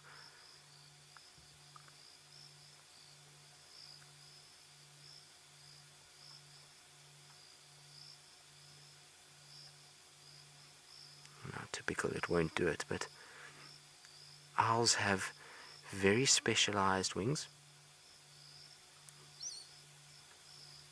So did you hear not one little bit of sound made by that owl? So it has these specialized wings that have little ridges in them that cut through the air and therefore create less drag, and it makes the owl fly a little bit quieter so that when it is hunting at night, it is completely quiet. Isn't that incredible? Now it's gone up into this tree, so I want to see if it's going to sit there for us a little bit longer, because I haven't seen one of these owls in a long time, and I love owls. They are one of my favorites, and these spotted eagle owls are one of the prettiest ones that we have. They are quite big as well. It's not as big as the giant eagle owl or the rose eagle owl that we do see. I think James was talking about them yesterday, but isn't that beautiful? And look at those big yellow eyes. And so that's one of the ways that you can determine between them and the Cape eagle owl. Now, Cape eagle owl doesn't actually occur here, but if you were in an area where both occur, you'd find that the Cape eagle owl tends to have a more orange colored eye, although it's not a way that you can ID them fully, because there is variations within eye colors, and the Cape eagle owl does sometimes get this lighter color, but generally they have a more orange coloration. But isn't that pretty? And you can see those facial markings, or the facial discs around the eyes, and the way that that neck can swivel almost 360 degrees is really very, very cool. Isn't that spectacular?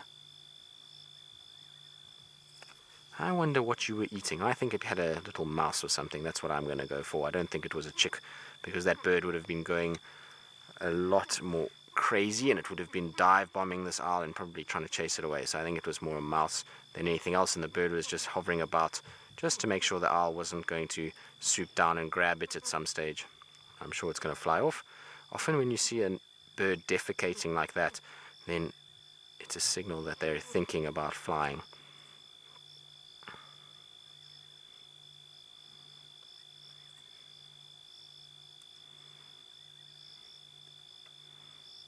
But that is absolutely spectacular. So hopefully for some of you out there that keep birdless, this is a new one for you. I know I haven't seen one in a long time. And off it goes. Very, very, very nice indeed.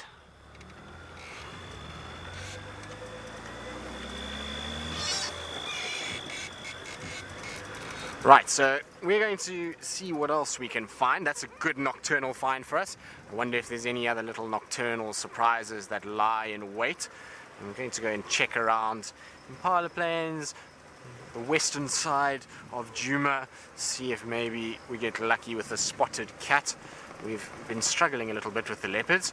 Karula's been on a kill in Little Gari with the cubs, and so we've been struggling a little bit to actually see them.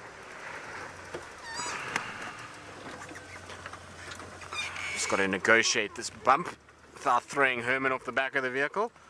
Herman, you still on the back there? Excellent.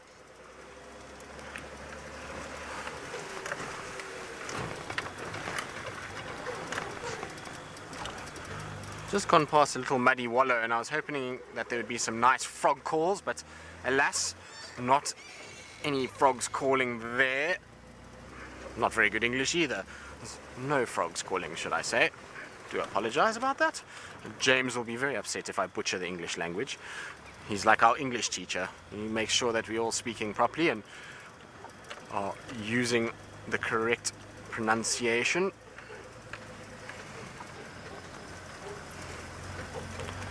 He and Taylor were having a great debate about pronounce and pronunciate and how those all work.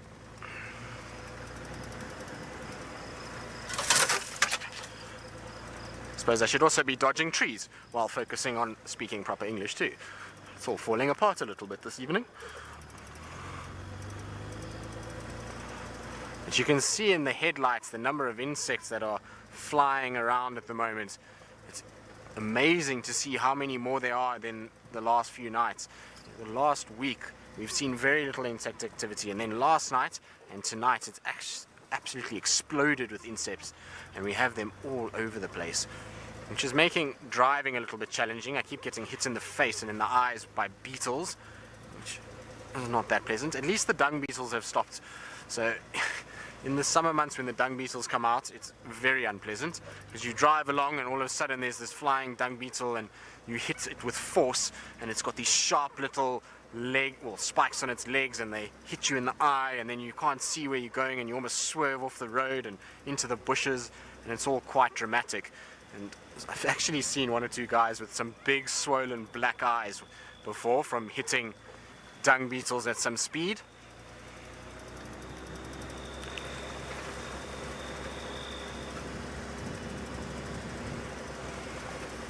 So Megan's asking me a question, but I can't hear exactly what Megan said. Megan, can you repeat that?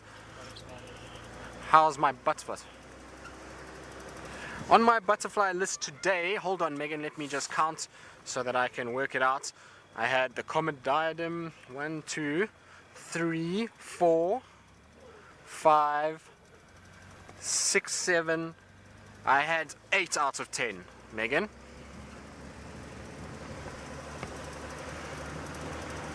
Now unfortunately we didn't get them all on camera, but I did show Herman a couple of them off camera. So we got 8 out of 10 on World Butterfly Day, which is not a bad run at it. And I was actually looking at how many butterflies we do see in the Kruger National Park, because one of the kids asked me earlier and I wasn't sure. I said about 40 or 50 of them in this part of the park, which is probably about right, but in the Kruger National Park 256 species of butterfly, which is a lot.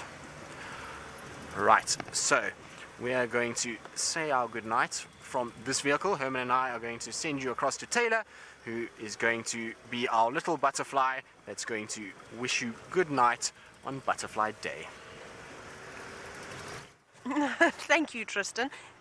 I was actually thinking that sighting we had with the bush baby was actually quite terrifying, because what happens if she came and she tried to attack me because she thought I was a tasty snack? That would have been disastrous. Or it would have made for great entertainment. I'm not sure, you can decide.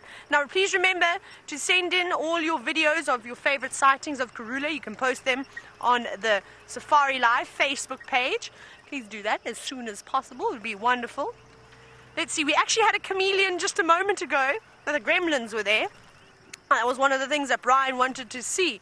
So how exciting was that? Sadly, we didn't get to show you, but you never know, our luck may turn again. And it seems as though the bush is supplying us with some fantastic sightings for Brian's last drive. So maybe, you never know, we could pick up a little one here just on the grass. But let's have, well, I'm going to have to say goodbye to all of you. It's been absolutely wonderful from all of us here at Wild Earth. A big thank you to everybody that participated today. And a very, very sad goodbye to my dear friend and our family member here at Wild Earth, Brian. And of course, the thumb. We will miss you lots. We hope that you come and visit. We'll see you again, of course, for the Sunset Safari tomorrow afternoon. See you soon.